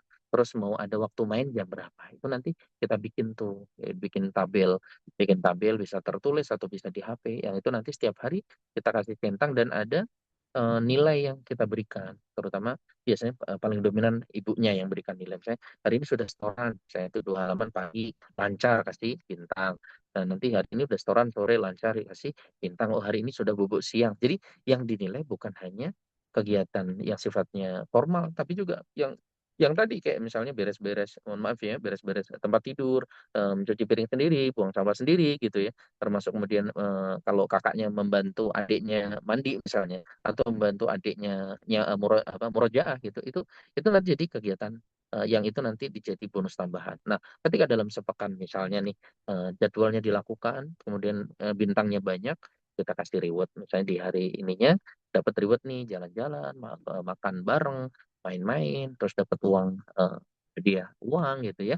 Yang mungkin secara nilai nggak seberapa, tapi itu menjadi penyemangat. Jadi dalam sepekan supaya berkualitas family time-nya, dibuat schedule harian, ada agenda yang sifatnya ubudiyah ya, sholat berjamaah dan sebagainya, dan itu terukur bang, ada nilainya bang, ada nilai di situ. Kalau di kami itu tidak ada, kalau di kami ada istilah tidak ada mainan gratis gitu. Jadi jadi nggak ada mainan gratis. Jadi kami mencoba anak-anak yang Masya Allah. terutama udah atas 5 tahun ya. Isam kan udah 6 tahun itu apa udah kita biasakan. Jadi ketika dia akan beli mainan, dia pertama dia harus melakukan sesuatu. Jadi mainan itu jadi reward. Nah, kemudian kita nggak langsung belikan mainannya, nggak. Kita ajarkan anak-anak juga dilibatkan untuk apa? Mengatur finansial mereka, mengatur keuangan mereka. Jadi mereka mau beli apa silahkan. Nah, mereka misalnya nanti kalau sukses hari ini melaksanakan kegiatan A, B, C, D selesai, dapat 5 real apa 10 real. Mereka kumpulin kan. Contoh kalau Hmm. Konsa kemarin baru setoran 15 juz dan nilainya di atas 90 gitu kan. Di atas Masya Allah. 90 itu dapat uang hadiah 300 real. Nah, gitu. Masya Allah. 300 real. Terus kemarin Ramadan, anak-anak misalnya full rutin di Nabawi 30 hari mereka taraweh dari awal sampai akhir. Kemudian mereka puasa, tidak pernah bolong. Kemudian mereka lancar murojaahnya setiap hari tercapai targetnya 3 juz sampai 5 juz gitu ya. Nanti di akhir THR mereka dapat uang 200 real. Masya Dan Allah. itu sudah dikasih tahu sebelum Ramadan tuh dimulai. Jadi dikasih tahu. Sehingga apa? Mereka itu Masya Allah Bang, kan jalan kaki dari rumah ke Nabawi yang cukup jauh ya 20 menit gitu. Tapi ketika Betul. mereka datang karena ya namanya anak-anak ya, kalau Fatih sudah mulai nggak, ya maksudnya ya ngaruh tapi sudah mulai difahamkan bahwa orientasinya bukan hanya untuk THR gitu. Hmm. Orientasinya bahwa ini untuk apa namanya bagian dari ibadah perintah Allah gitu ya. Tapi adik-adik Hmm. kayak Ekonsa tuh masih orientasi. Tapi Masya Allah dengan reward seperti itu, akhirnya apa? Mereka tuh nggak bolong. Jadi taraweh itu sepanjang itu bahkan kadang tambah qiyamul lain kan hampir 2 jam ya taraweh. Dua kunut saja kadang 20 menit kan. Itu mereka nggak pernah nangis, ngeluh, terus duduk, nangis, nggak mau sholat enggak gitu ya. Dan itu sudah dibentuk dari sejak usia 5 tahun. Gitu. Mereka sudah apa namanya dimotivasi dengan reward-reward begitu. Awalnya reward-reward tapi tiap hari harus ada penjelasan bahwa oh hadiah dunia ini nggak seberapa. Hadiah abi ini nggak ada seberapa cuma 200 real. Tapi ingat ada hadiah yang Allah siapkan untuk orang yang puasa Ramadan, untuk orang yang kemudian baca Al-Quran gitu, bahwa setiap huruf akan diberikan pahala 10 dan sebagainya. Itu Masya Allah itu bisa apa namanya, bisa dipraktekkan begitu. Masya Allah. Oke, jadi sekali lagi bahwa family time ini justru bukan menuntut kehadiran totalitas Bapak ya, full time gitu enggak, tapi sebentar tapi berkualitas. Nah, yang kedua, yang paling penting juga apa? Ayah harus produktif di depan anak-anak. Ini penting banget nih. Produktif Jadi jangan depan sampai anak. kemudian ya anaknya punya punya full, ya kan sering terjadi begini. Anaknya tuh punya agenda rutin banget, tapi mohon maaf ibu bapaknya nggak punya agenda rutin. Ini juga bahaya. Ya, jadi anaknya Oh. sibuk, mohon maaf, sibuk murojaah, anaknya sibuk ngerjain PR, anaknya sibuk dengan agenda seabrek-abrek, tapi orang tuanya nyantai-nyantai. Nah, nggak bisa ini. Jadi yang pertama itu justru orang tua. Jadi ayah ibu harus mencontohkan. Ya, mereka harus melihat di depan mata mereka ayah ayah ibu mereka adalah orang-orang yang produktif gitu ya. Orang-orang yang produktif yang Masya Allah ya. Yang tentunya ya kadang kita lelah dan sebagainya. Tapi anak tuh tahu oh kalaupun nggak mengerjakan sesuatu ini ayah atau ini abi ini umi karena capek banget gitu ya kan di situ. Tapi di luar daripada kegiatan istirahat ayah atau ibu harus produktif di depan mereka. Jadi dan itu harus apa namanya mereka lihat langsung sehingga apa? Ketika mereka melihat ayah ibunya ini produktif sekali dalam kegiatan harian, anak biasanya akan lebih mudah diarahkan. Jadi nanti nggak ada istilah apa ya, molehno kalau orang Jawa itu. Jadi Boleh. anaknya disuruh sholat berjamaah, tapi bapaknya nyantai-nyantai di rumah itu nggak bisa juga. Bapaknya juga walaupun kadang ada pertolongan Allah, anaknya tetap akan menjadi anak yang soleh gitu ya Masya akan Allah. menjadi tanpa ini tapi sangat rugi lah kalau jadi ayah seperti itu. Jadi sebelum menyuruh sebaiknya orang tua memulainya dulu seperti itu. Oke, silahkan. Itu ketika eh, kan hadiah tadi Sat ya. Itu menarik banget Hmm. kalimatnya tidak ada mainan gratis. Itu menarik banget. Gitu. Quote of the day ya. Tapi tadi juga salah satu rewardnya itu bentuknya THR. Eh, Hmm, hmm, kan yang kita juga sama-sama tahu teman-teman ya. Ini usia hmm, Fatih Khonsa usia-usia 10 tahun 9 tahun gitu Bi ya. Itu hmm, hmm. eh, ketika diinikan THR ini mungkin agak agak spesifik ya Bi pertanyaannya. Itu gimana Bi? Apakah Iya. memang di langsung diamanahkan atau lebih kepada kita ngasih reward itu seperti apa? Kalau bentuknya bentuknya uang gitu atau harta. Jadi gini, kalau kita punya namanya sunduk, jadi kayak kotak uang. Jadi emang Oh, setiap anak tuh di kami punya sunduk. Tidak ada sunduk besar, ada sunduk kecil. Masing-masing punya dua, berarti sunduk besar, sunduk kecil. Nah di hmm. sunduk itu mereka kita ajarin untuk ngelola keuangan. Jadi mereka bahkan mohon maaf ya sampai sekarang itu kalau mereka mau beli sepatu, mau awal tahun baru, mereka tuh beli sepatu dari uang mereka sendiri. Mereka beli mainan dari uang mereka sendiri. Jadi kita ajari mereka untuk beli sesuatu yang itu memang dibutuhkan bukan diinginkan.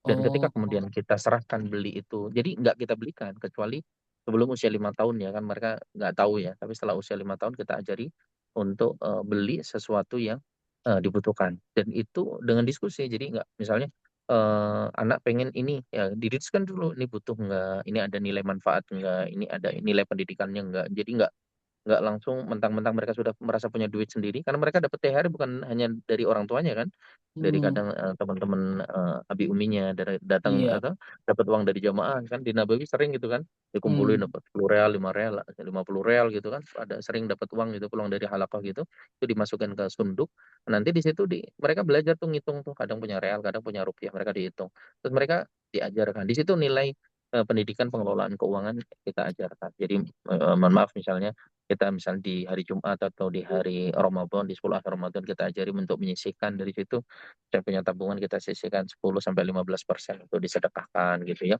Terus kemudian hmm. diajari juga tuh uminya ngajarin bagaimana belajar dari kecil untuk investasi bahwa Wow, walaupun walaupun keren. kecil sudah diajari tuh jadi mereka sudah mulai nabung-nabung untuk mikir apa namanya beli emas batangan gitu mulai dari 1 gram 2 gram Masya gitu Allah. beri perak batang jadi mereka sudah diajarkan nilai investasi dan ketika mereka misalnya beli mainan ya kan tidak semua mainan mereka kemudian beli juga enggak mereka harus diskusi dulu sama abi uminya. Ya, kalau mereka harus punya alasan kenapa mainan ini dibeli gitu ya. Mereka harus punya Hmm. argumen. Ternyata kalau bisa, oh ternyata mereka bisa. Di sini juga mereka punya kesempatan untuk apa? mengeluarkan unek-unek. Ada nilai keberanian di situ, ada Oh, nilai apa namanya percaya diri di situ, ada nilai mengeluarkan pendapat di situ. Oh ternyata, oh benar-benar dia bisa dan dia bisa bertanggung jawab dengan situ. Akhirnya apa? Ketika mainan itu dibeli, dia punya tanggung jawab tuh. Kalau dulu waktu kecil kan, sebelum mereka punya pola begini, mereka tuh hmm. dibeliin mainan sehari, ya hari yang kedua udah rusak gitu ya. Tapi Oh, dengan betul. begini mereka jaga tuh mainannya tuh mereka rawat, mainannya mereka jaga gitu ya. Terus mereka juga mulai apa ya menghargai. Jadi ketemu uang 1 real kalau dulu masih kecil kan sebelum 5 tahun cuek aja. Kalau sekarang nggak dapat 1 real dia nanya ini uang siapa? Boleh nggak buat Mbak Honsa? Ini boleh nggak? Nah, dikumpulin dikumpulin nanti Oh, mereka Masya mulai Allah. di situ juga ada nilai apa ya apa Em, kayak Jujur. inilah nilai bukan nilai entrepreneurship ya. Jadi mengajak Oh, anak-anak kita dari situ masuk tuh kenapa kemudian dari kecil kita biasakan mereka untuk mengelola keuangan. Ya kita banyak berkisah tentang keberhasilan Utsman bin Affan yang hari ini Masya Allah kan ada sekitar 7 hotel yang dimiliki oleh Utsman bin Affan, punya kebun kurma dan sebagainya. Kita berkisah tentang Sulaiman Ar-Rajhi, kita berkisah dengan eh, sahabat-sahabat yang mulia gitu. Termasuk Rasulullah ketika Haji Wada menyembelih berapa? 63 ekor onta, 63 bayangin. ekor. Ya, luar biasa ya kan? Ya kan? Kurban 63 ekor onta luar biasa gitu. Nggak ada kurbannya orang saat ini sekaya apapun sehebat kurbannya Rasulullah SAW. Coba yang itu pakai duit gitu lah. Artinya kita tanamkan bahwa pentingnya untuk mengelola keuangan sehingga ke depan mereka bisa menjadi bagian dari orang yang bukan hanya secara keilmuan mereka punya, tapi lebih daripada itu mereka juga bisa berdakwah dengan materi kan bagaimanapun begitu pentingnya materi dalam kegiatan dakwah ke depan ya kan. Apalagi semakin ke depan. Dulu zaman Rasulullah aja Hmm. hartanya Khadijah yang Masya Allah menjadi wanita terkaya pada waktu itu ya kan. Itu kan sangat punya peran besar besar ya dalam proses dakwah Rasulullah di awal-awal ketika Rasulullah masih di Mekah itu dengan harta yang salah satunya diberikan kepada Rasulullah oleh istri beliau yaitu Khadijah. Jadi begitu. Ya Allah. Dan memang momen liburan jadi ini ya, Sat, ya. Apa ya? Iya. Benar insight pendidikan jadi Masya Allah lebih dalam, lebih luas juga ketika kita manfaatkan momen liburan. Ini aku Iya mau betul. tanya ini, Sat. Sedikit apa namanya flashback tahun lalu, Sat. Kalau Hmm. kalau waktu itu dengar Ustadz juga sama anak-anak sempat ada rewardnya selain trekking Jabal Uhud, terus lanjut Hmm. ini ya Zat, apa ini hiburannya. Pingin tahu sih Zat, rewardnya itu ini termasuk bagian dari reward dalam hal apa karena tadi tidak ada mainan gratis.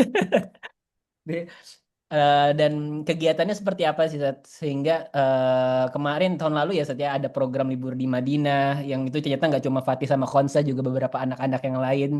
Mungkin boleh Zat di sharing juga terkait Oh iya, reward Masya yang Allah. men-schedule. Ini ya benar-benar. Ini dokumentasi tahun lalu. Jadi ada 6 anak. Masya Allah ini anak-anak yang luar biasa juga ya. Ada Abdillah, ada Uwais. Kalau nggak salah itu 12 tahun. Kak Abdillah kalau nggak salah 15 tahun. Masya Allah Hmm. ini saya ketemu langsung dengan Abi Uminya karena Abi Uminya mendampingi. Terus ada Akhtar, ini juga luar biasa. Ada Hanif, ada Kinan, satu lagi ada siapa ya? Tapi Masya Allah, ini bayangin ada anak-anak usianya sekitar seumuran Fatih ya, 11-12 tahun mengikuti daurah ya tanpa ditemani orang tuanya. Itu luar Allah. biasa. Itu luar biasa. Ya, di pekan pertama biasalah masih banyak drama karena kan jet lag ya. Terus kondisi tidak biasa duduk lama ya di majelis gitu ya, tidak biasa kemudian berinteraksi dengan Al-Qur'an berjam-jam gitu ya. Di minggu pertama banyak drama.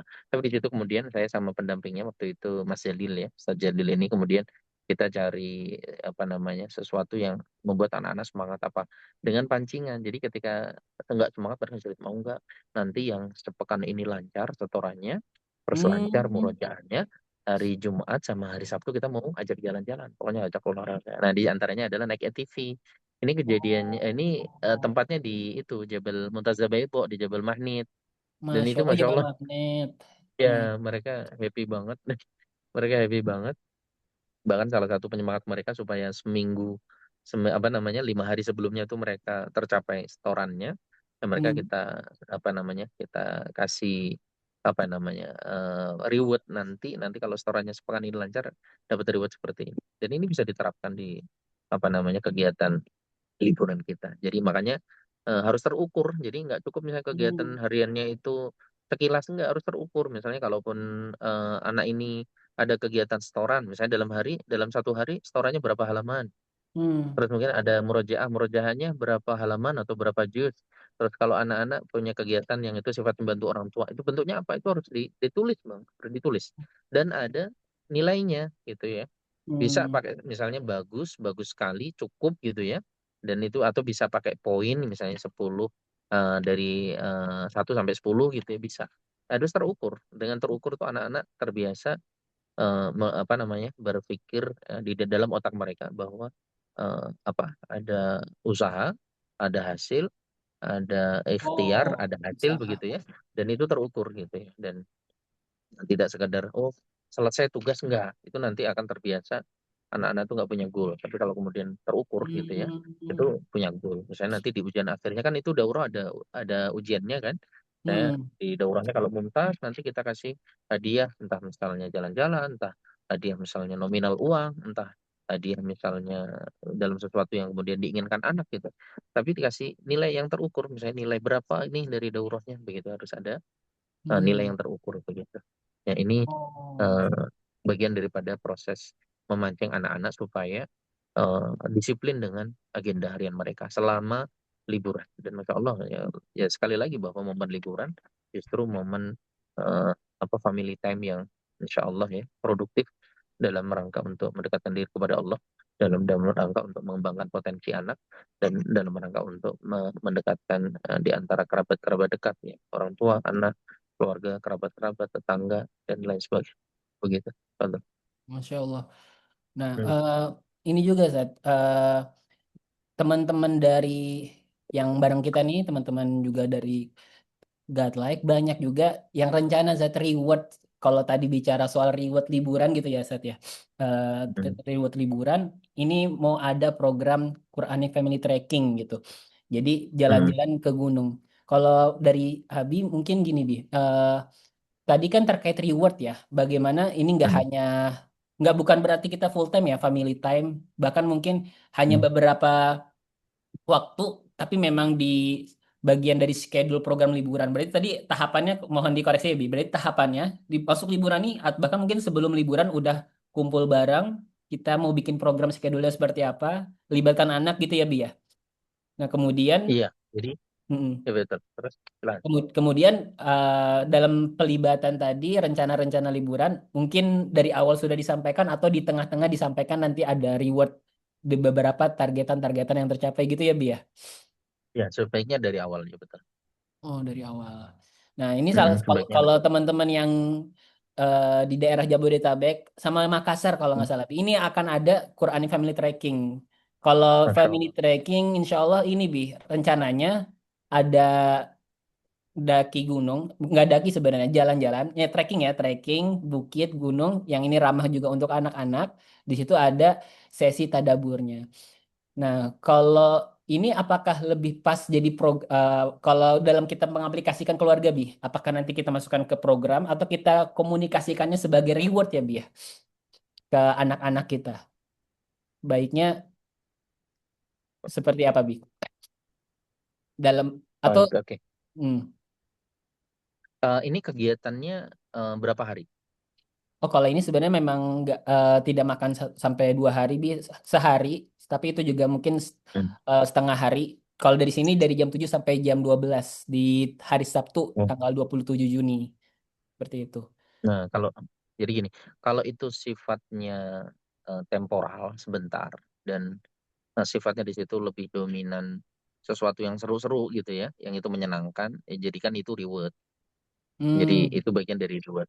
Jadi reward dengan misalnya setelah liburan 2 pekan gini dengan kegiatan harian selama liburan yang cukup apa namanya disetting yang kemudian tercapai gitu ya, baru nanti di akhir pekannya diberikan reward ini. Atau kalau kemudian kegiatannya di awal, misalnya nih, mohon maaf mungkin ada Mm-mm. 2 pekan, tapi kegiatannya ini rewardnya di awal gitu ya, itu Oh bisa iya betul. diinikan juga. Jadi gini, ada case, kita juga Hmm. kadang ngasih hadiah itu di awal, ya, ngasih hadiah Oh, di awal. Ada case begitu nggak melulu, tapi memang mayoritas dominannya di akhir.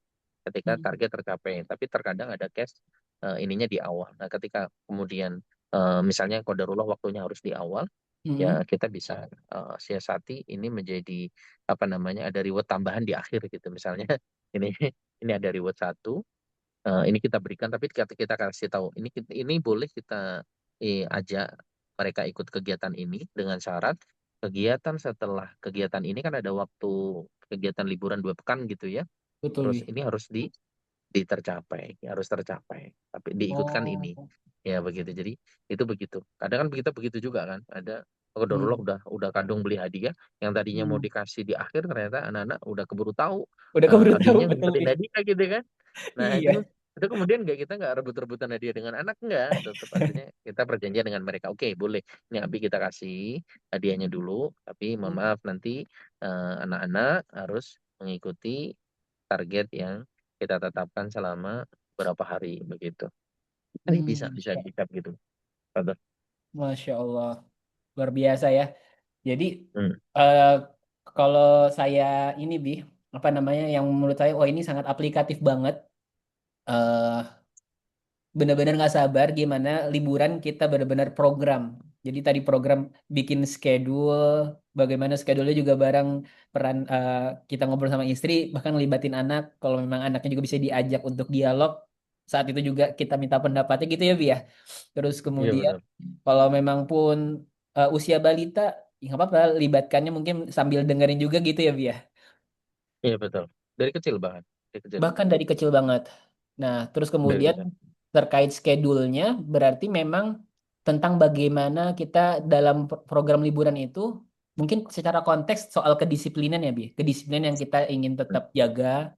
Di situ pun peran kita nih sebagai ayah pun suami menjadi CEO-nya untuk mencontohkannya untuk anak-anak. Terus yang kemudian juga, Bi, tentang reward gitu ya, Bi ya. Bagaimana dalam program itu ada reward yang terukur gitu ya, Bi. Tadi rumusnya terukur berarti Iya. eh, ada yang dikerjakan eh, dan hasil gitu ya, Bi ya. Iya. Jadi yang dikerjakan itu ada nilainya, Ada nilai. terukur hasilnya, nilainya. Hmm. Kemudian hadiahnya pun juga ada terukur. Misalnya gini, hadiah 1 juz dengan hadiah 10 juz itu beda. Hadiah setoran ujian 10 Oh, juz dengan 15 juz itu beda. Jadi semakin oh, tinggi Masya ikhtiar Allah. atau effort yang mereka keluarkan untuk melakukan kegiatan, maka semakin besar hadiahnya. Kan kita juga di dalam agama begitu juga kan. Juga tuh. Hmm, Begitu contoh hadiah umroh dengan hadiah haji kan beda kan. Kalau hadiah hmm, haji, ya kan, al hajju mabrur laisa lahu jazaa'un ilal jannah gitu kan. Hadiahnya Allah. langsung surga gitu kan.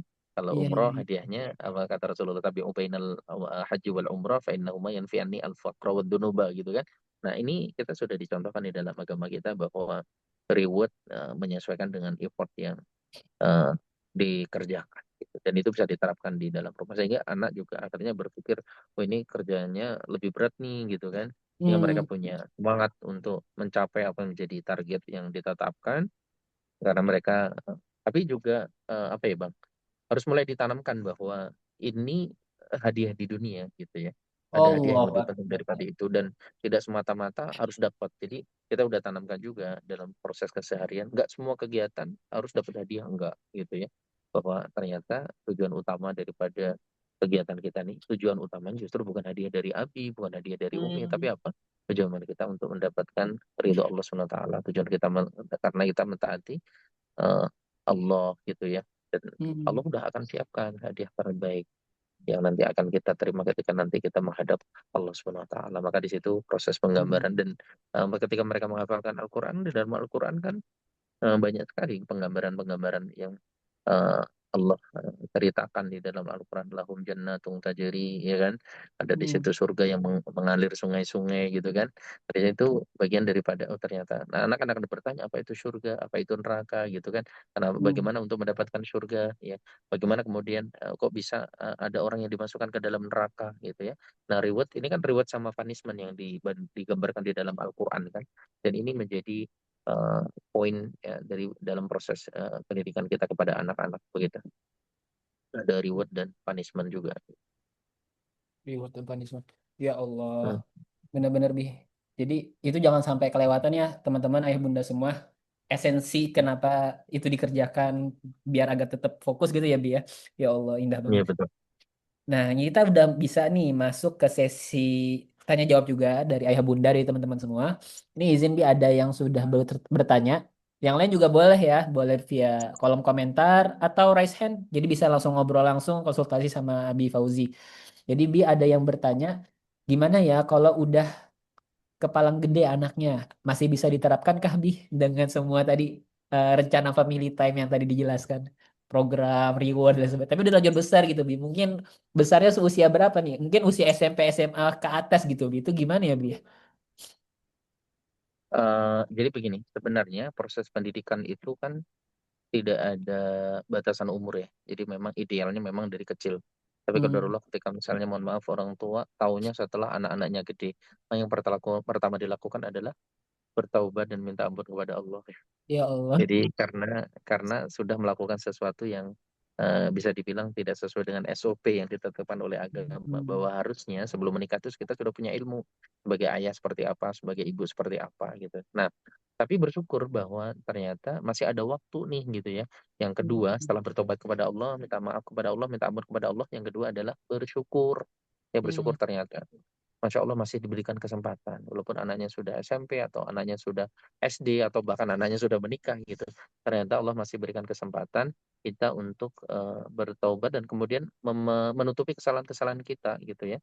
Kalau sudah hmm, seperti itu, maka yang kita lakukan adalah kita belajar dulu nih apa yang kurang daripada anak kita. Misalnya, mohon maaf anaknya sudah SMP, kebiasaan anaknya SMP, mohon sholatnya belum benar.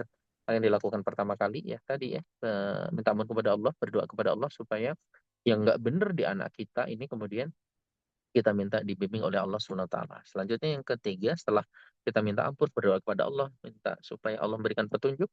Yang ketiga adalah menasihati anak kita, mengajak kepada anak kita agar kembali kepada Allah Subhanahu wa taala. Nah, karena sudah gede biasanya kan lebih enak diajak diskusi. Jadi jatuhnya bukan karena dari kecil sebaiknya sudah dibiasakan untuk diskusi juga kan. Apalagi sudah besar kan. Anak-anak yang sudah besar secara nalar, secara logika kan sudah masuk ya. Jadi lebih enak nasihatinya nah gini gini gini kita tinggal apa namanya ada nasihat yang kita sampaikan langsung, ada nasihat yang kita sampaikan secara tidak langsung misalnya dengan nge-share ilmu dari ceramah si Ustadz si Fulan atau dari tulisan-tulisan si Ustadz si Fulan terus begitu. Jadi terus itu dilakukan secara kontinu dan mohon maaf tidak pernah lelah untuk terus berusaha begitu karena sekali lagi hmm, hidayah itu urusan Allah Subhanahu wa taala ya. Kalau kemudian mohon maaf qadarullah ya kita berlindung daripada Allah ternyata anak tidak sesuai dengan yang kita harapkan gitu ya ternyata tetap melakukan hal-hal yang itu apa namanya mendatangkan murka Allah. Tapi paling tidak tugas kita sebagai orang tua sudah selesai itu menasihati anak-anak kita gitu ya. Tapi pokoknya tidak boleh lelah untuk terus ya. Bahkan ingat nggak ketika kisah Nabi Nuh? Nabi Nuh kan punya Nabi Nuh, empat ya. anak ya. Ada Ham, Sam, ada Yafid sama Kan'an kan. Oh, Apakah semua anaknya kemudian nurut sama Nabi Nuh ketika diajak untuk apa namanya masuk kapal naik tadi. laut ya? Ketika iya Hmm, Nabi Nuh oh, mengatakan apa? Bahtera. Ya bunayya irkam ma'ana gitu ya. Ya Hmm, wahai anakku gitu ya. Si Kan'an kan nggak mau ya. Dia memilih untuk naik ke Gunung Judi kan nggak mau iya, mengikuti ajakan ayahnya itu sampai misalnya dalam kondisi sudah apa namanya di ujung nyawa sekalipun gitu lah itu kan di Allah. ujung nyawa ya udah ada Iya, bencana iya. istilahnya kematian udah di depan mata orang tua masih masih punya harapan untuk mengajak anaknya kembali kepada jalan yang benar. Nah ini pelajaran bahwa selagi nafas kita masih ada selagi Allah masih memberikan umur kepada kita ya itu tidak pernah lelah kita mengajak. Ya walaupun mereka sudah balik sekalipun ya, makanya kalau kita lihat ya bagaimana pendidikan orang-orang soleh ya, ya mereka tidak berhenti ketika mereka balik enggak gitu. Hmm, Apalagi orang-orang itu diteruskan kan. Kalau kita lihat nih orang-orang Arab ya, secara umum ya mereka bahkan ketika anak-anaknya sudah menikah itu masih punya kewajiban apa ya, punya apa namanya perasaan untuk terus mendampingi anak-anaknya gitu. Tapi hmm, kalau kita lihat kan mereka ya menganggapnya anaknya itu masih kecil terus gitu kan. Mereka seminggu sekali harus ketemu anaknya, nasihatin anaknya. Pokoknya Masya Allah mereka eh, menjadikan momen sebagai orang tua itu tidak berhenti ketika anaknya mereka menikah atau ketika anaknya mereka balik enggak. Itu terus ya ketika mereka masih punya nyawa, mereka terus berusaha untuk mendampingi anak-anak mereka. Cuman mungkin apa cara pendekatannya berbeda atau apa namanya pola komunikasinya berbeda kalau mereka sudah menikah, tapi bahwa mereka terus mengawal proses kehidupan anak-anaknya itu tetap berjalan. Dan itulah yang dicontohkan oleh Rasulullah Shallallahu Alaihi Wasallam. Ingat ya ketika kisah Rasulullah, Fatimah sudah menikah dengan Ali kan, Fatimah pernah minta kepada Rasulullah Shallallahu Alaihi Wasallam, pernah minta Allah. kepada Ali supaya diberikan pembantu kan, tapi Betul, betul. ternyata kemudian Ali nggak mampu memenuhi gitu kan. Fatimah curhat kepada Rasulullah, itu kan sudah istilahnya sudah matang banget sebagai anak gitu kan. Padahal sebenarnya sangat mampu, apalagi Rasulullah kan menjadi pemimpin kota Madinah, sangat mampu gitu memenuhi keinginan Fatimah. Tapi apa yang disampaikan Rasulullah, ya kan? Ini dengan nasihat yang luar biasa, yang menyampaikan bahwa ada yang lebih baik daripada pembantu. Gitu ya. Masya Allah, Hmm. ini proses pendidikan terbaik dari Rasulullah dan orang-orang yang soleh yang bisa kita contoh. Ya. Jadi jangan pernah putus asa, jangan pernah lelah untuk terus mendampingi anak-anak kita, bahkan ketika anak-anak kita sudah istilahnya lepas dari rumah kita, sudah berkeluarga dan sebagainya, teruslah sampai kita dipanggil oleh Allah Subhanahu wa taala ya. Karena apa, setiap kata yang keluar dari mulut kita sebagai nasihat, tiap sikap kita yang itu tercermin dari kehidupan kita sebagai proses pendidikan, itu semuanya akan mendapat balasan dari Allah Subhanahu wa taala. Faman ya'mal mithqala dzarratin khairan yarah wa man ya'mal mithqala dzarratin syarran yarah. Jadi sekecil apapun yang kita lakukan ya, walaupun misalnya tidak dilakukan oleh orang yang anak kita gitu ya, tapi apa yang kita nasihatkan, apa yang kemudian kita harapkan, apa yang kita kemudian kita lakukan untuk mengajak anak-anak kita kembali kepada jalan yang benar, itu semuanya akan mendapatkan pahala, balasan pahala dari Allah Subhanahu wa taala. Jadi nggak ada yang sia-sia, intinya begitu.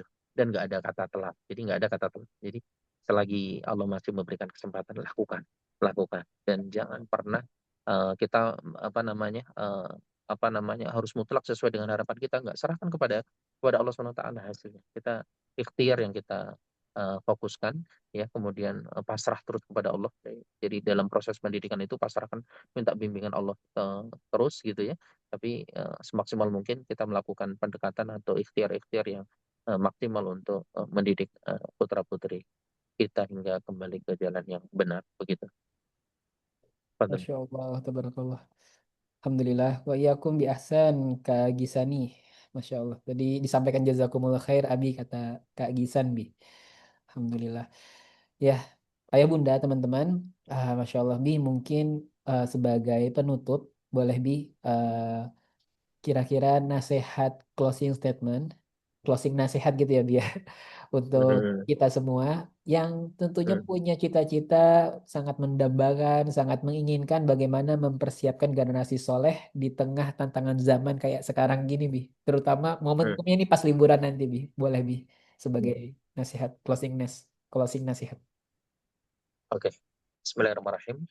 Ayah bunda, teman-teman yang semoga senantiasa di dalam aulia Allah Subhanahu wa taala, eh, bahwa setiap detik yang kita lewati, yang Allah berikan kepada kita, setiap nafas yang terhembus daripada dada kita, ini semuanya akan dimintai pertanggungjawaban oleh Allah Subhanahu wa taala. Kalau itu hal baik, maka akan mendapatkan pahala. Kalau itu hal buruk, maka akan mendapatkan balasan dosa. Nah, makanya kemudian jadikan setiap detik yang kita lewati ini sesuatu yang bernilai ibadah kepada Allah Subhanahu wa taala. Maka harus terus mengingat bahwa setiap aktivitas kita ini kita lakukan semata-mata untuk beribadah kepada Allah Subhanahu wa taala. Allah mengatakan wa ma khalaqtul jinna wal insa illa liya'budun. Tidak aku ciptakan manusia kecuali untuk beribadah kepada Allah Subhanahu wa taala. Maka kita biasakan di dalam kehidupan kita untuk hal-hal yang kadang orang nggak kepikiran untuk itu bernilai pahala. Contoh misalnya masuk ke kamar mandi, ya beda antara orang yang masuk ke kamar mandi ya kemudian berdoa dengan orang masuk kamar mandi tanpa diniatkan untuk berdoa. Yang satu berpahala, yang satu tidak, gitu kan? Padahal kan sepele ya, buang hajat gitu ya. Ada doa yang kita sampaikan keluar kamar mandi, ada adabnya. Keluar dengan kaki kanan, kemudian berdoa ghufranak sebelum tidur, bangun tidur, semua pakai keluar rumah, masuk rumah, masya Allah. Nah, ketika doa-doa itu mengiringi setiap aktivitas kita, artinya berarti kan 24 jam ya. Kalau gitu kita biasakan, maka Masya Allah 24 jam itu kalau senantiasa kita iringi dengan terus berdoa dan berzikir kepada Allah Subhanahu wa taala, maka setiap detik akan bernilai pahala. Dan disitulah kemudian kita ketika hidup kita ikatkan dengan Allah, maka dalam proses pendidikan anak pun insya Allah Allah senantiasa akan menjaga dan kita. Contohnya ketika kita keluar rumah, ada hadis Rasulullah mengatakan man kharaja min baitihi tsumma qala bismillahi tawakkaltu 'ala Allah la haula wala quwata illa billah. Barang siapa yang keluar rumah kemudian berdoa bismillahi tawakkaltu 'ala Allah la haula wala quwata illa billah, maka yaqulu hina idzin. Orang yang berdoa yang keluar rumah dengan baca doa tersebut akan dikatakan kepada orang tersebut, "Hudita." Orang ini akan kamu akan diberikan petunjuk, Masya Allah, ya kan? Ketika kita keluar rumah, ibu-ibu keluar mau belanja, mau antar anak sekolah, ketika ayah mau mencari nafkah gitu ya, membaca doa ini, maka selama hari itu Allah akan berikan petunjuk, ya kan? Kalau Allah sudah memberikan petunjuk, kira-kira tersesat nggak kita? Enggak. Maka hari itu hidup kita akan dalam naungan Allah SWT. Wa kufita, Allah akan mencukupkan. Kalian akan dicukupkan. Masya Allah. Hari itu, apa yang kita butuhkan akan dicukupkan oleh Allah. Kalau Allah sudah berjanji mencukupkan, kira-kira ada yang kurang nggak?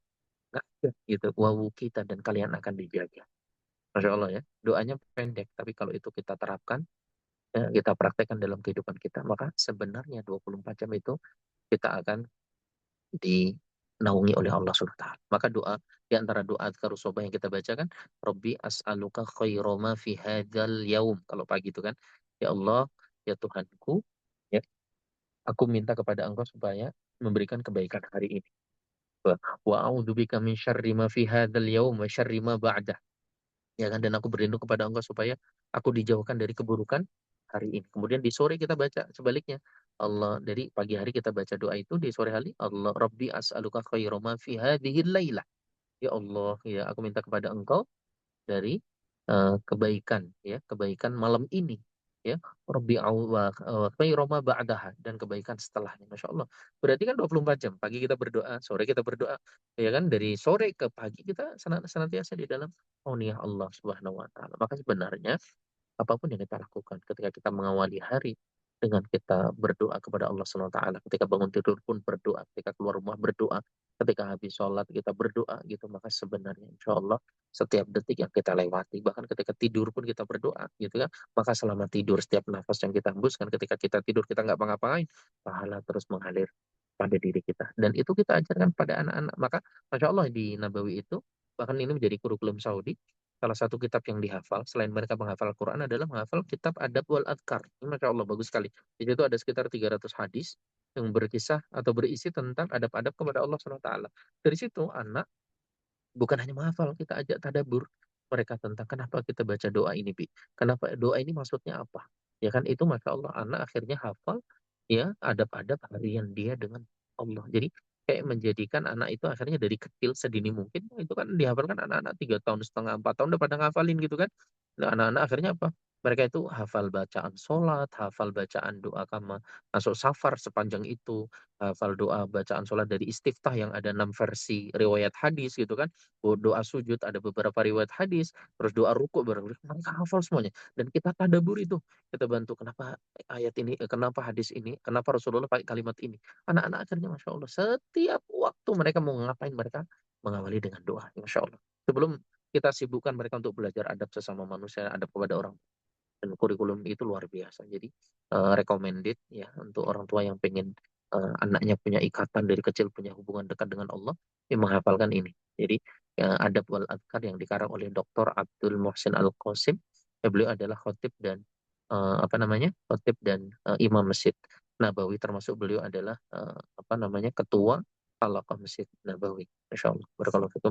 Ini yang bisa saya sampaikan, semoga bermanfaat untuk semuanya. Alhamdulillah fala takunanna minal mumtarin. Wassalamualaikum warahmatullahi wabarakatuh. Waalaikumsalam warahmatullahi wabarakatuh. Masya Allah, tabarakallah, alhamdulillah, bifadlillah.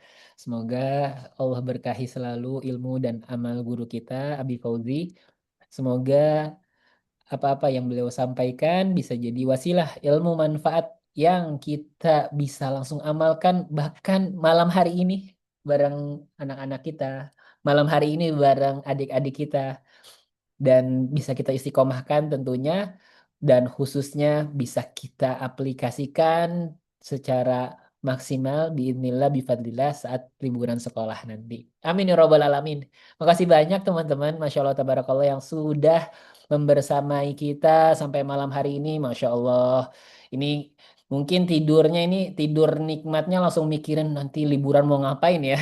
Nah, sabar ya. Pokoknya istirahat yang cukup, nikmati istirahat malam hari ini.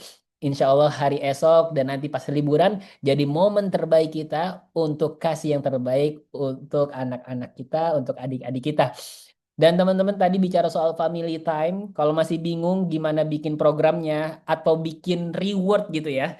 Kadang-kadang bikin reward itu penting juga nih, seperti yang tadi dijelaskan sama Abi kan, bikin reward, bikin program, langsung aja teman-teman, ayah bunda semua bisa banget konsultasi sama eh, tim Guide Like ya, atau sama kami. Nah, bisa banget teman-teman langsung aja konsultasi sama kami untuk bagaimana kita bikin program yang menarik untuk anak-anak kita, untuk adik-adik kita. Nah, oke.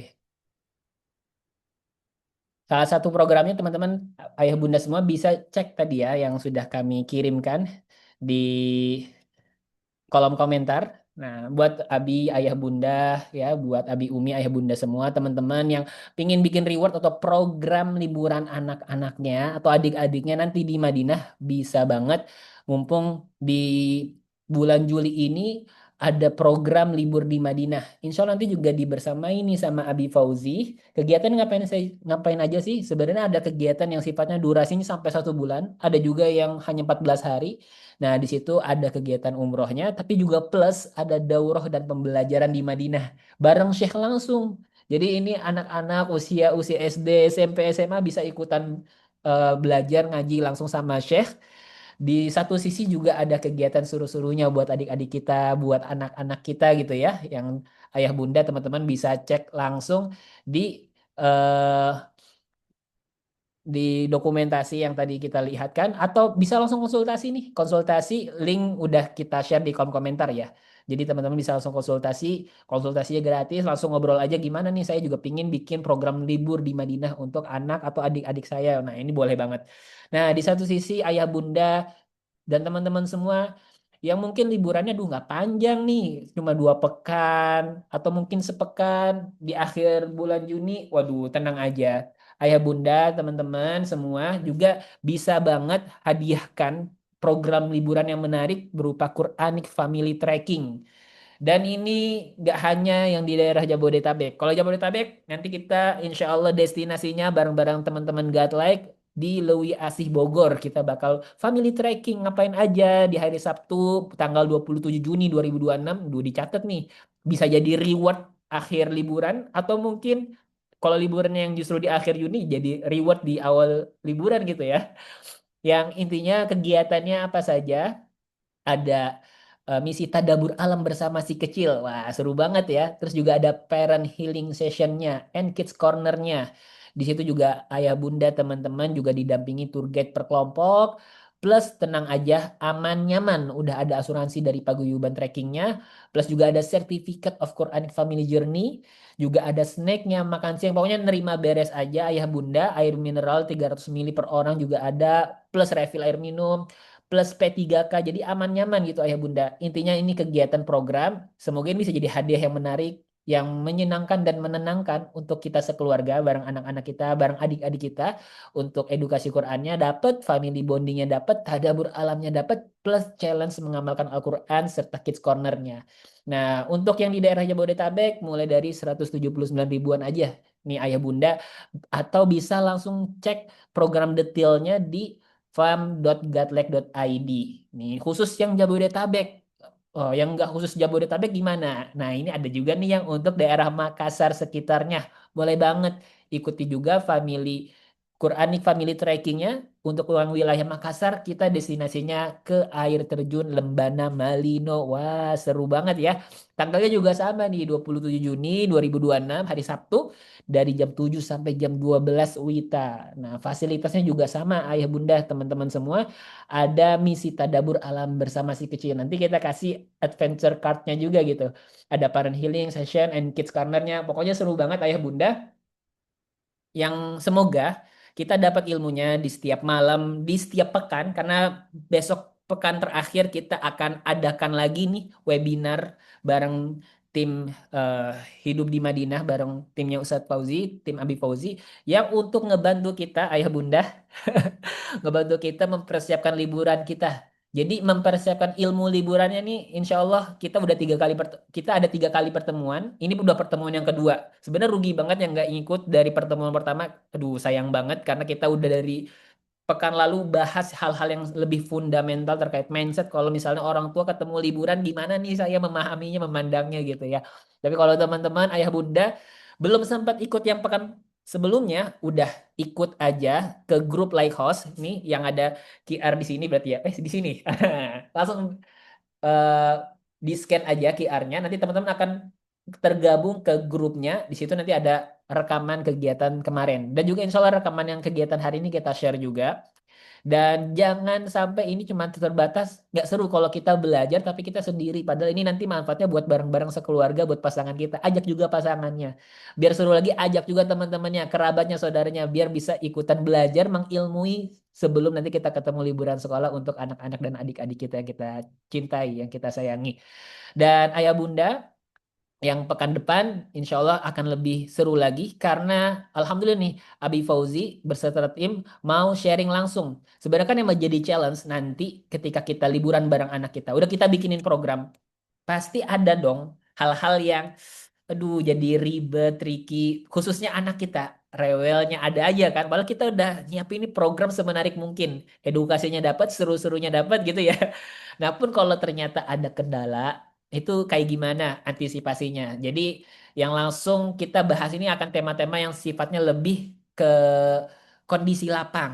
Nah, kalau ini kan banyak bahasan-bahasan kondisi ideal yang jadi fondasi kita, jadi referensi kita. Kita akan bahas kondisi lapang ketika menghandle liburan bareng anak. Nah, hal-hal apa yang menjadi tricky, yang itu bisa kita handle, kita antisipasi, kita tanggulangi, dan lain sebagainya. Itu akan kita bahas insya Allah pekan depan. Jadi jangan sampai nggak datang yang pekan depan dan ajak pasangannya, saudaranya, kerabat, temannya, ayah, bunda, kakek, nenek, semuanya ajak aja nggak apa-apa. Seru-seru. Karena kita via Zoom bisa diakses, ditonton dari mana saja.